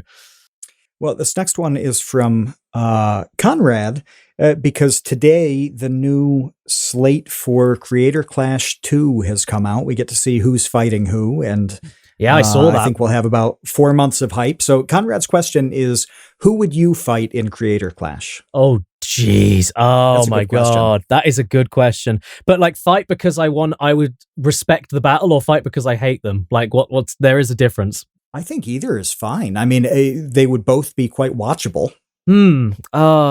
I would. Oh my God, who would I fight? Do you have one for each? Oh, both at the same time. That would be fun. And then I can try and, like, the guy that I respect the battle with, I can try and convince them to then fight with me against the enemy. That would be an interesting one.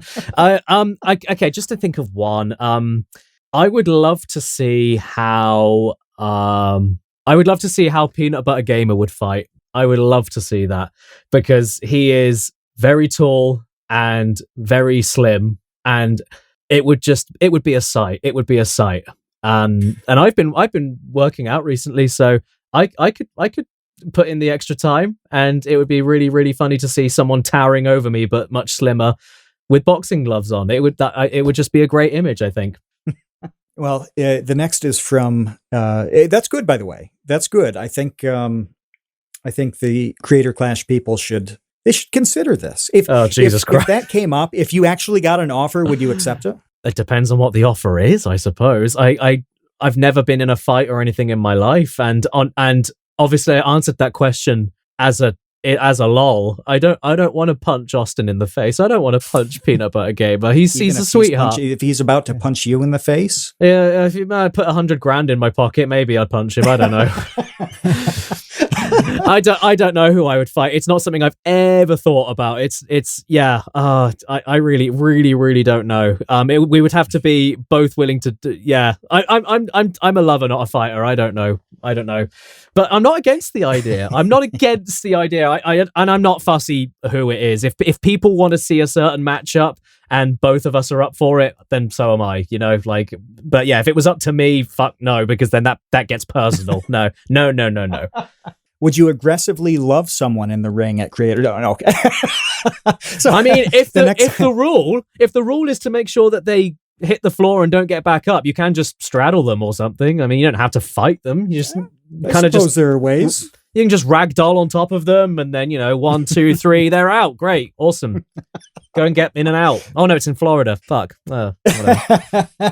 Well, the next one is from Wiffle Butter. You actually answered the question after it was asked about the most daunting project that you've completed. That has to be the one that shut your mind and body down. I mean, to put it in perspective, I had my I've never done it before. I had my second therapy session today. I had my first last week of all. I've never had therapy before in my life. I've needed to take a step back and reevaluate my brain. It really, really fucked with me. The end of last year was a mission. It was a task. So yeah, the aftermath, the during of everything. Yeah, it was very, very, I'm very, very, very pleased with how it came out. And if I had to do it again, I would maybe, I don't know, I wouldn't do it again. That's not what I mean. It depends on the circumstances, but that level of work and having it to that tight of a deadline. Like if I was able to say to everybody, I'm so sorry, but it wouldn't be December, it would be January. But the problem is I didn't, I had a deadline. So maybe that's what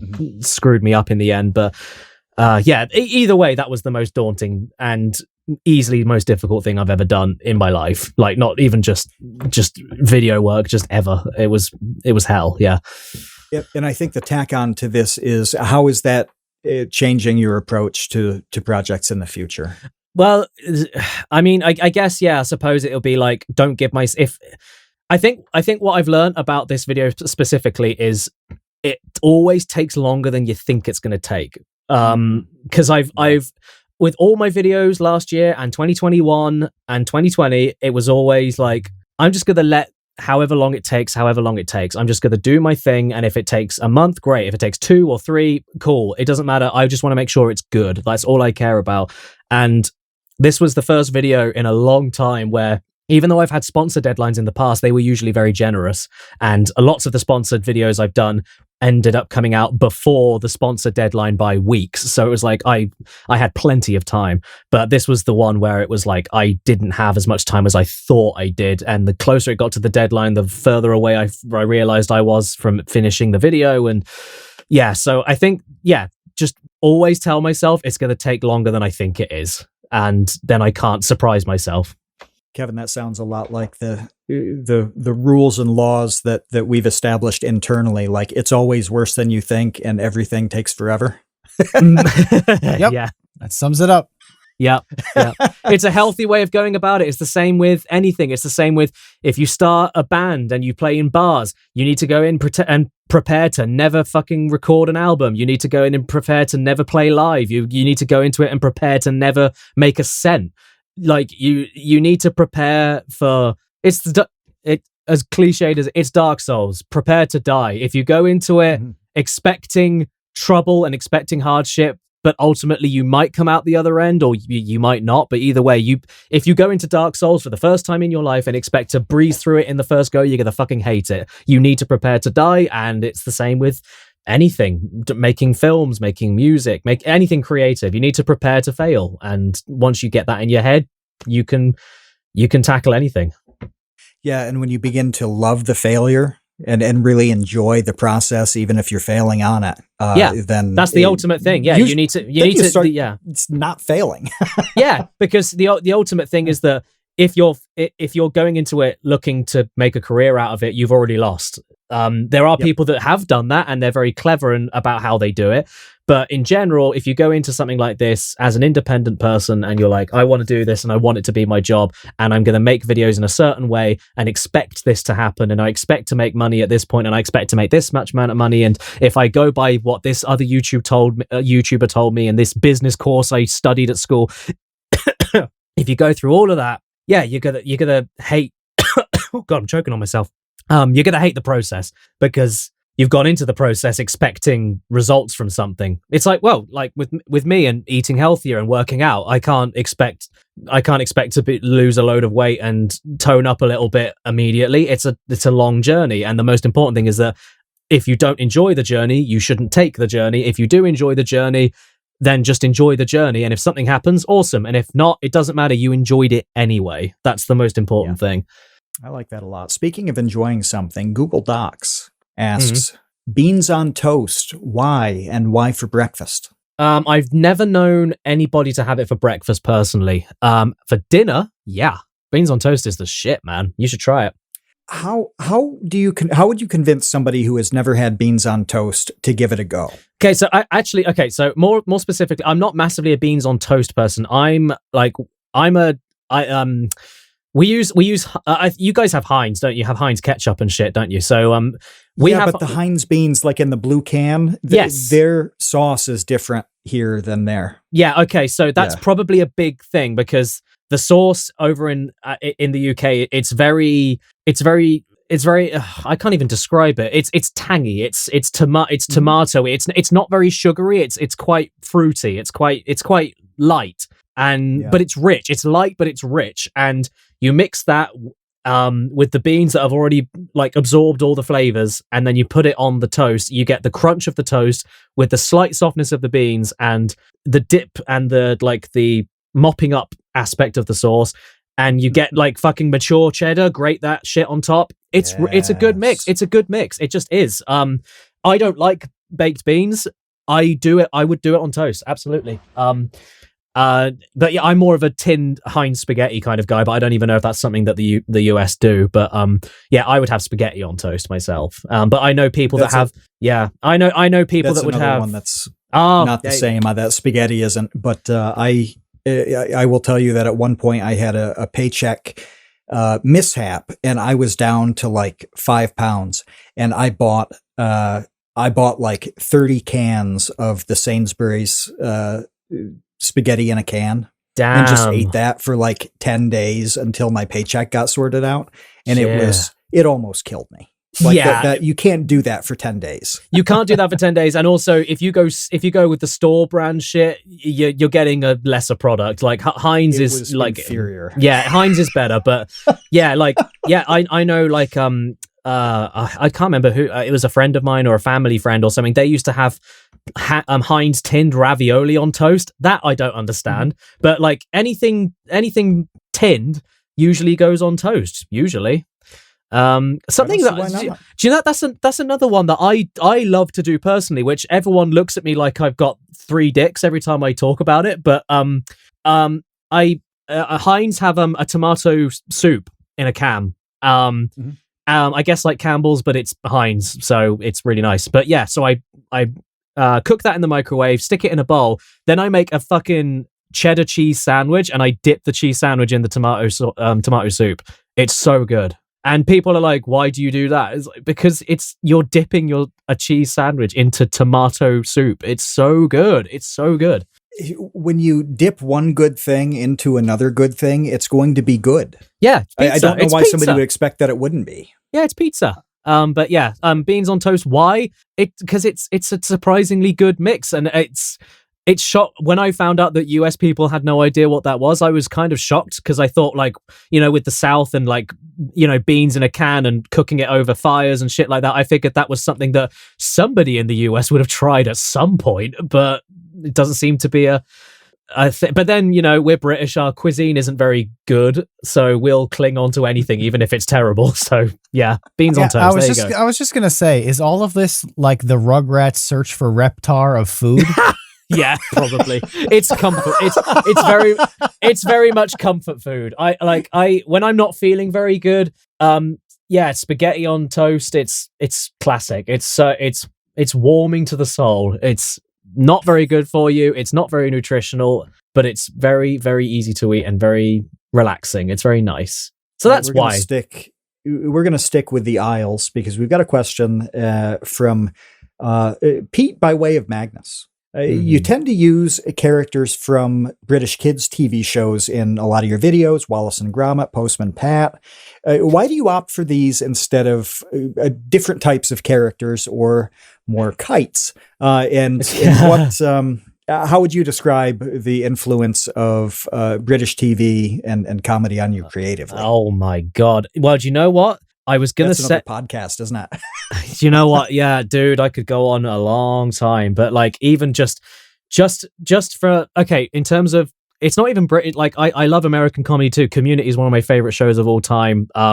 George Carlin is incredible. Like there's a lot of good US shit. And older me, this is another reason why older me, very, very ignorant to it. It was like, oh, it's British or go home. British comedy is the best. And it's like, it's bollocks. It's different. It's just completely different.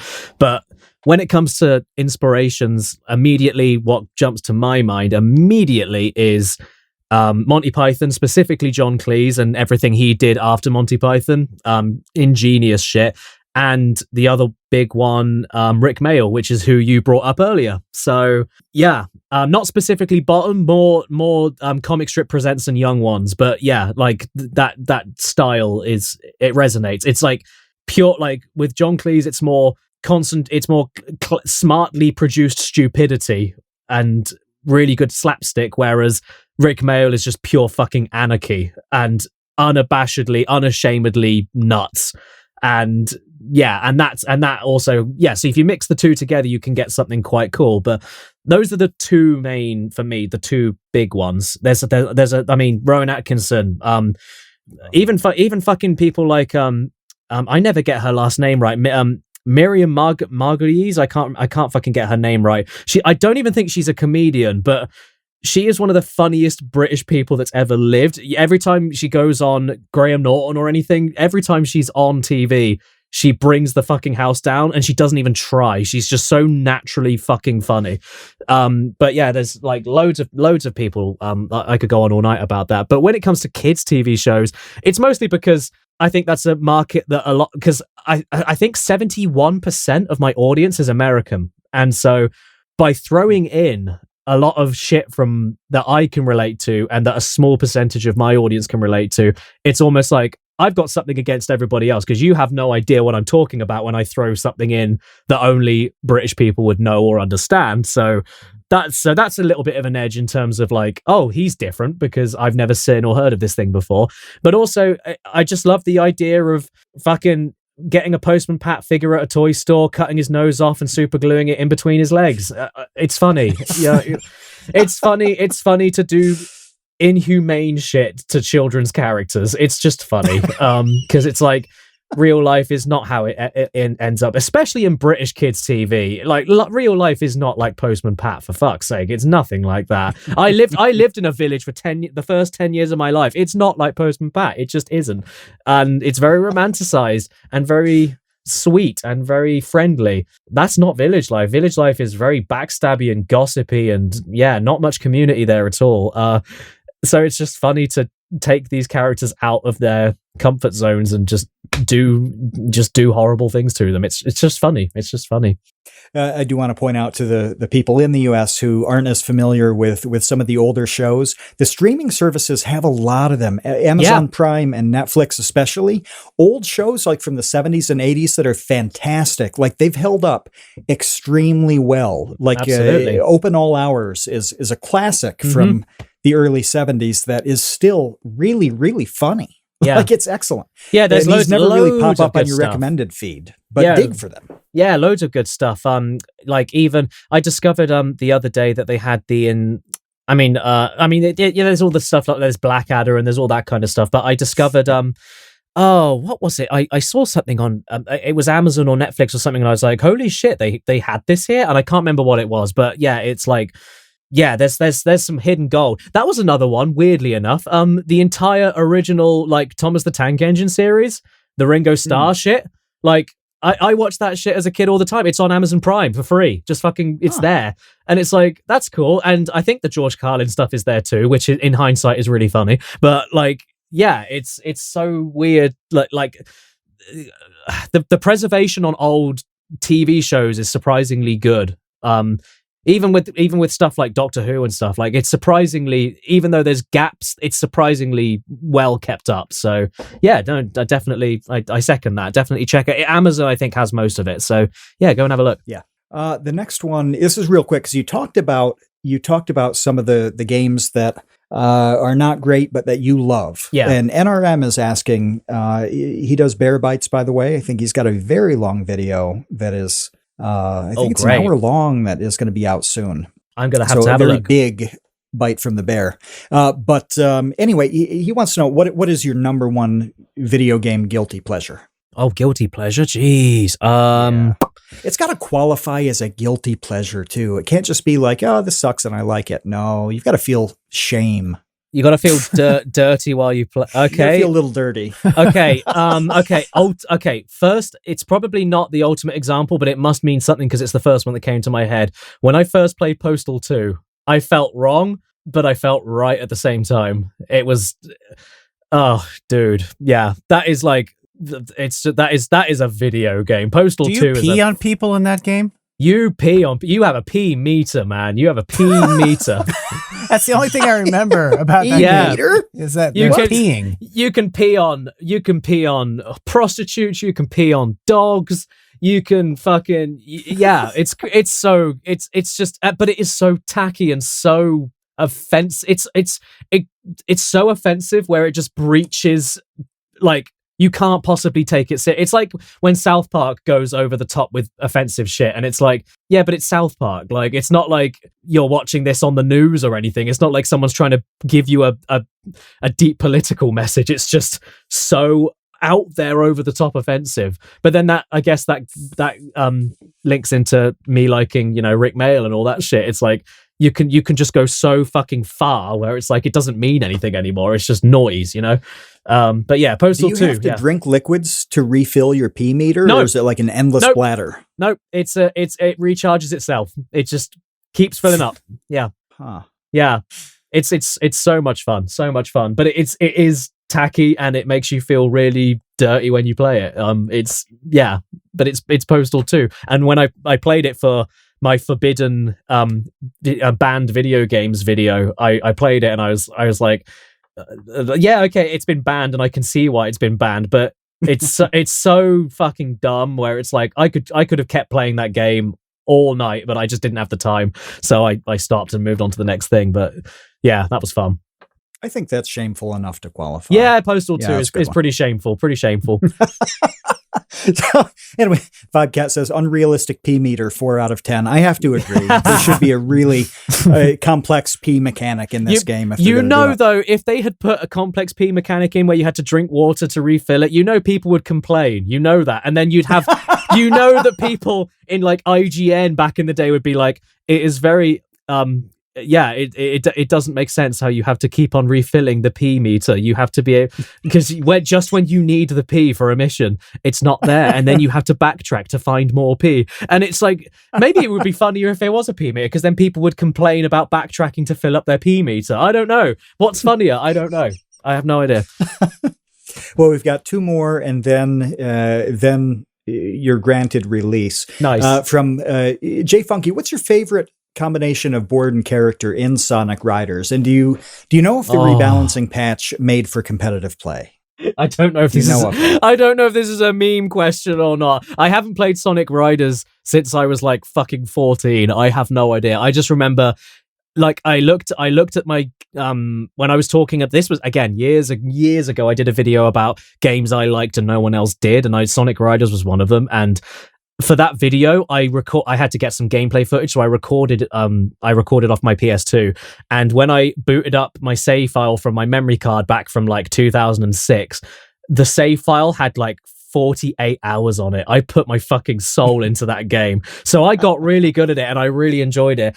I couldn't tell you from memory who my favorite was. I want to say Eggman on a bike, but I can't remember. I really can't remember. I think I gravitated towards power characters just because the shortcuts were easier to activate. But Dr. Eggman, that rings a bell in terms of, I think I picked him a lot. So I don't know. Funky verifies this, says Eggman Bike is a thing. Yes. It's a classic, yes. Yes, okay, so it was probably Eggman Bike then, because that's something that immediately is just lodged in there.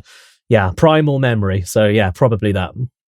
Well, last one is from Ducky, and you went into how you've changed your content and your approach to content over the period of years, but you still obviously want to bring new people to your channel. You want to have a bunch of people watching and enjoying your gaming content, regardless of which of the 2 channels it's on, or on Twitter too. That's another thing. You want people to enjoy themselves there.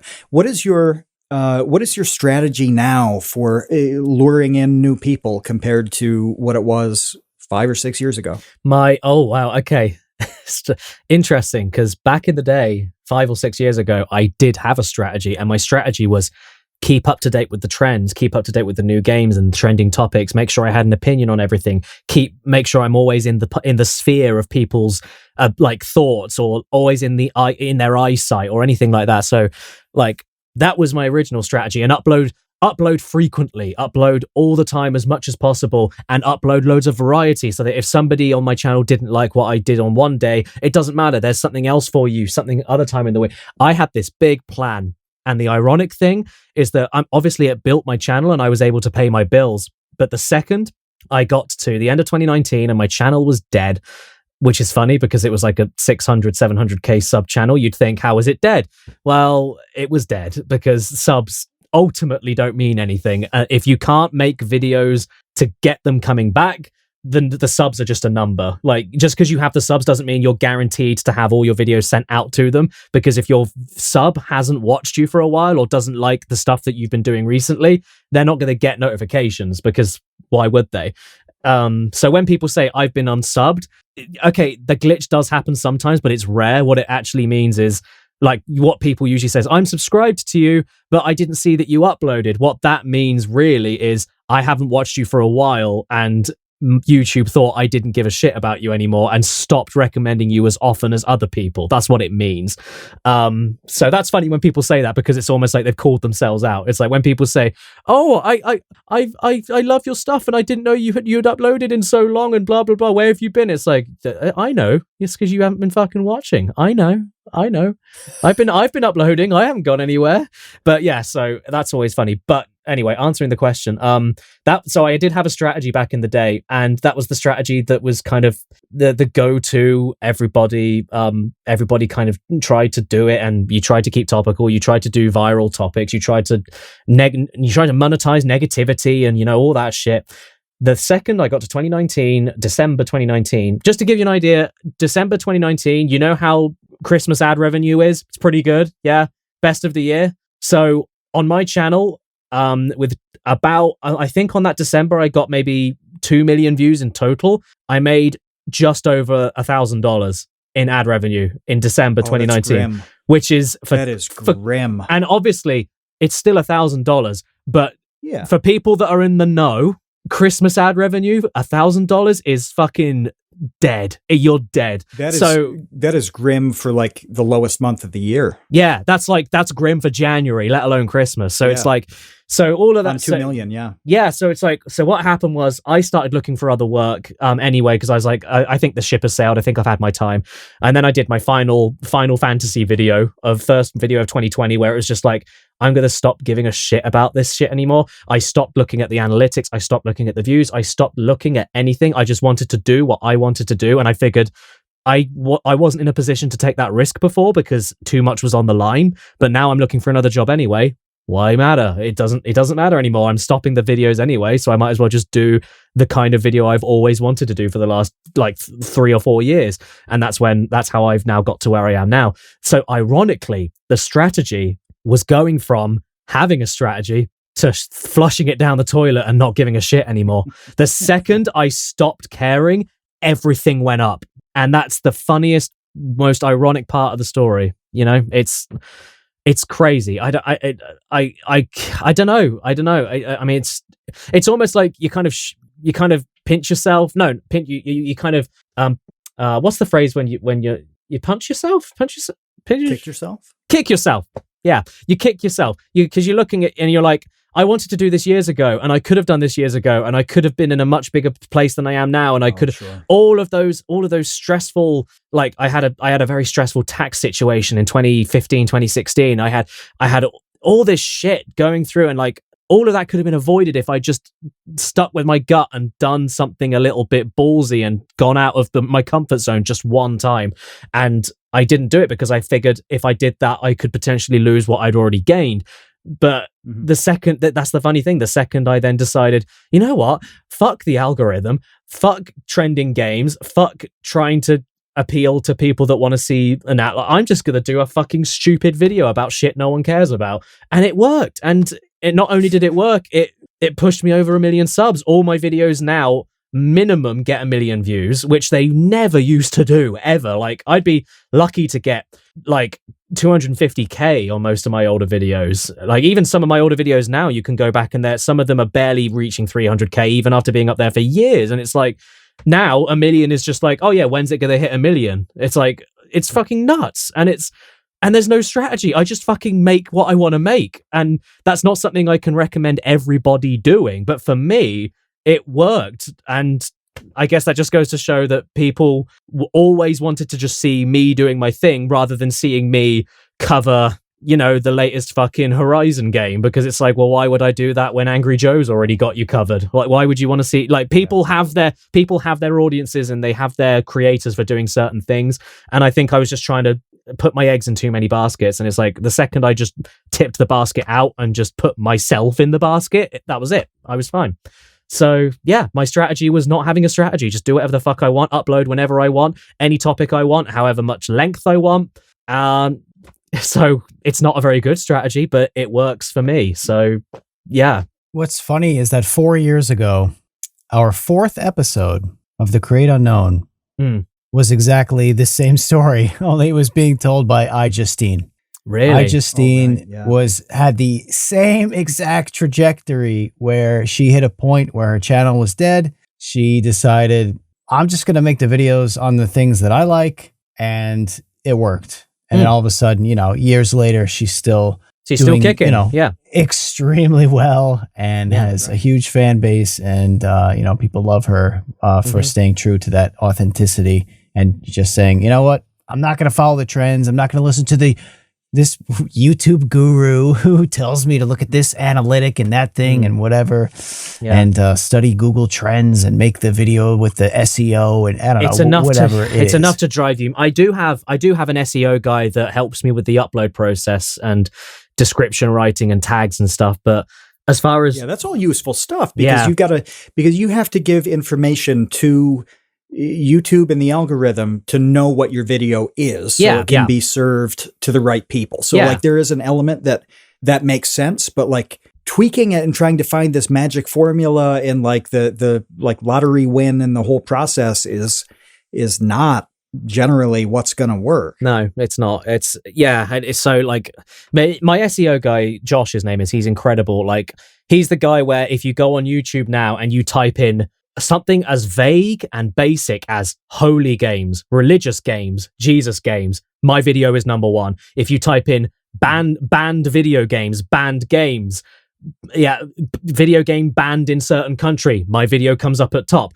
He's so good at that shit. And it's like, my old videos wouldn't have been able, they didn't have that they didn't have that broad appeal. They didn't have that. So, it's just interesting. But like you were saying, I think sometimes you just need to let it go, I suppose. And if the algorithm doesn't like you, it's never going to like you. If you can work with it, great, but it's a monster. And the more you can just ignore the monster and just like we were saying earlier, just enjoy what you do more than worry about how it's performing, then you're set. And that it's just ironic, and I wish I had more advice, but it's like, no, the second I stopped looking at the figures and stopped caring about the figures, everything more it didn't even triple, it more than tripled, it quadrupled. It's like, it's just nuts, and I couldn't explain it.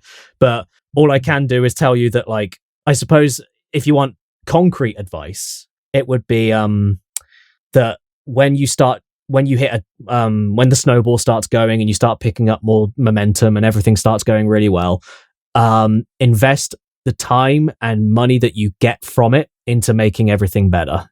Like, I'm always fucking investing in new cameras, new mics, new lighting. Like, it's a proper process. And I think people can tell when you get a little bit, not complacent, because that's not fair, not lazy, that's not fair either, because everybody gets, like, I'd be stupid to call like anybody lazy that works on YouTube, aside from like 1 or 2 people. But like in general, if you've got something going, you need to, like I said, you got to keep moving forward. And one of the ways you keep moving forward is by just not only improving your craft and getting more comfortable on camera and improving your editing chops, but also investing in the shit to make the videos better.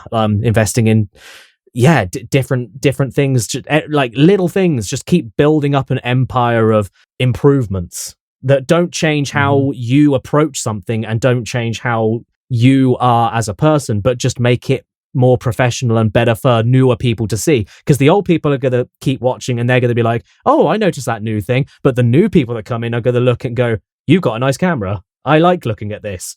So it's, yeah, you got to look out for everybody in that sense. But yeah, so invest what you can back into what you do, and do whatever you want. YouTube is a different place now than it was in 2020, in 2018, in 2014. It changes every 2 or 3 years. And at this point, what's the figure? It's something like 4 hours of video gets uploaded every second or something like that. It's something fucking crazy. You can Google it. I think I'm wrong, but like, it's something. It's more than that. Yeah, it's probably more than that now, but it's like something. If you're gonna you've got that to compete with, you're trying to stand out with that. And I mean, most of it's like people's babies and cat videos and shit like that. Like it's mostly people just uploading shit from their phone. Like, so it's not like you've got quality to contend with necessarily, but you've got to have a voice. And I think nowadays the best way to have a voice is not to copy what everyone did back in the day to get really popular, not to do the PewDiePie thing and the Markiplier thing, and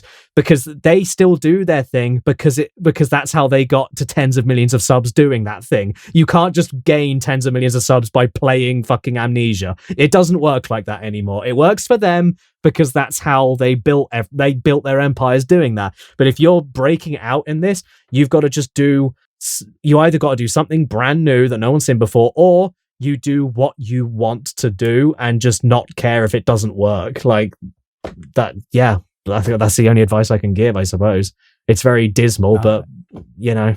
I don't think so. I think it's good. I think it's really, really good advice. And it's something that we talk about actually kind of a lot on the podcast is ignoring metrics and really kind of having it be your own process and being happy with that process, and not looking at what everybody else is doing and what their successes are and everything. It can be, you see, I know, it can be inspiring. Yeah. So many people get into a rut of like they have friends that are doing really well, or they like start comparing themselves to other channels and like, well, they're doing this and I'm doing this similar kind of thing, and why is it not working for me? And it's like, you know what, there's probably reasons for that, but ultimately sometimes it's just luck. Sometimes it is just that simple, and the sooner you can let it go and just admit that it might work or it might not, then the sooner you'll be able to just enjoy the ride. And if not, then it's not for you, I guess. It's the same with anything. Like Hollywood is infamously dog eat dog. It's not for everybody. And it's the same with this as well. It's the same kind of idea. All right. Well, we have one more question that we ask all of our guests at the end of the podcast. And it is this: what makes an interesting person? What do you think makes somebody interesting? Well, according to the monologue at the beginning, me. I'm an interesting person. I'm apparently interesting. So if you watch this, if you listen to this podcast or whatever, that's apparently I'm interesting. I'm the model citizen for today. So there you go. Me. There you go. That me makes an interesting person. There you go. Conclude on that shit. All right.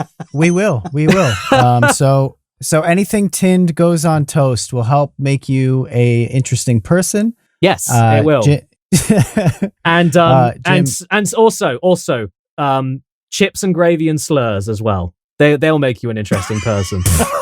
You can't. We were better off ending before. We didn't need. We overstayed our welcome on the outro. We'll fix it in post. All right, everyone, check out Jim's channel. Check out the Blu-ray project, which is on Pixel Empire. You'll be blown away by the amount of detail in that, and support him there. We'll be back next week with Billy the Fridge. If you want to support The Create Unknown, just go to patreon.com/The Create Unknown.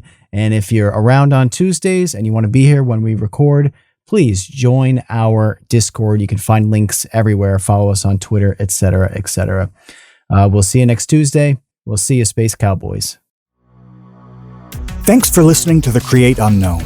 We make this show with the support of our patrons. 100% of that goes directly to keeping episodes going every week, and the recent support has been amazing. Sidpoke, NRM, Venture Addicts, Weezer Good, you all really do make this show happen. Thank you to the Tots and Dumpster crew, old and new, who save tiny little lives every month. Thank you to our grizzled, battle-hardened child infantry. Clemente de los Santos, Dan the Latch, Demetrius Andrews, Erica, Farrakhan, Jen Mefisanti, Kevin Menard, Mikhail Steinke, Monahim, Natsu, Penny Peddler, Risebread, Ryan Kinder, Samuel Manser, Sean S., Sean Malone, and Tom Videoger. And a tremendous shout-out to our elite Baby Gang commanders. Atrocious Guff, Kat, Dojangles, Graham Robertson, James Gallagher, Jeff Davis, Orange Vanilla Coke, Patrick Pister, TCU's personal pilot, Andy, Ryan Carroll, Baseweight, Vinthos, Yeetus Deletus, Jonas Walter, Nathan Robinson, Jelksies, and of course, Trevstead. You are the elite. Thank you as well to our indentured servants, producer-editor Ben Webster, Minecraft mogul Laterman, Discord kitten wrangler Conrad, and producer emeritus Dan Yoshua. Thanks to Baseweight for use of Created in the Unknown for the opening theme. Thanks to Electro Voice for giving us mics to sound good on top of it. And a special thanks to Main Gear for powering all of our PC endeavors. The Create Unknown is an Unknown Media production in partnership with Studio 71.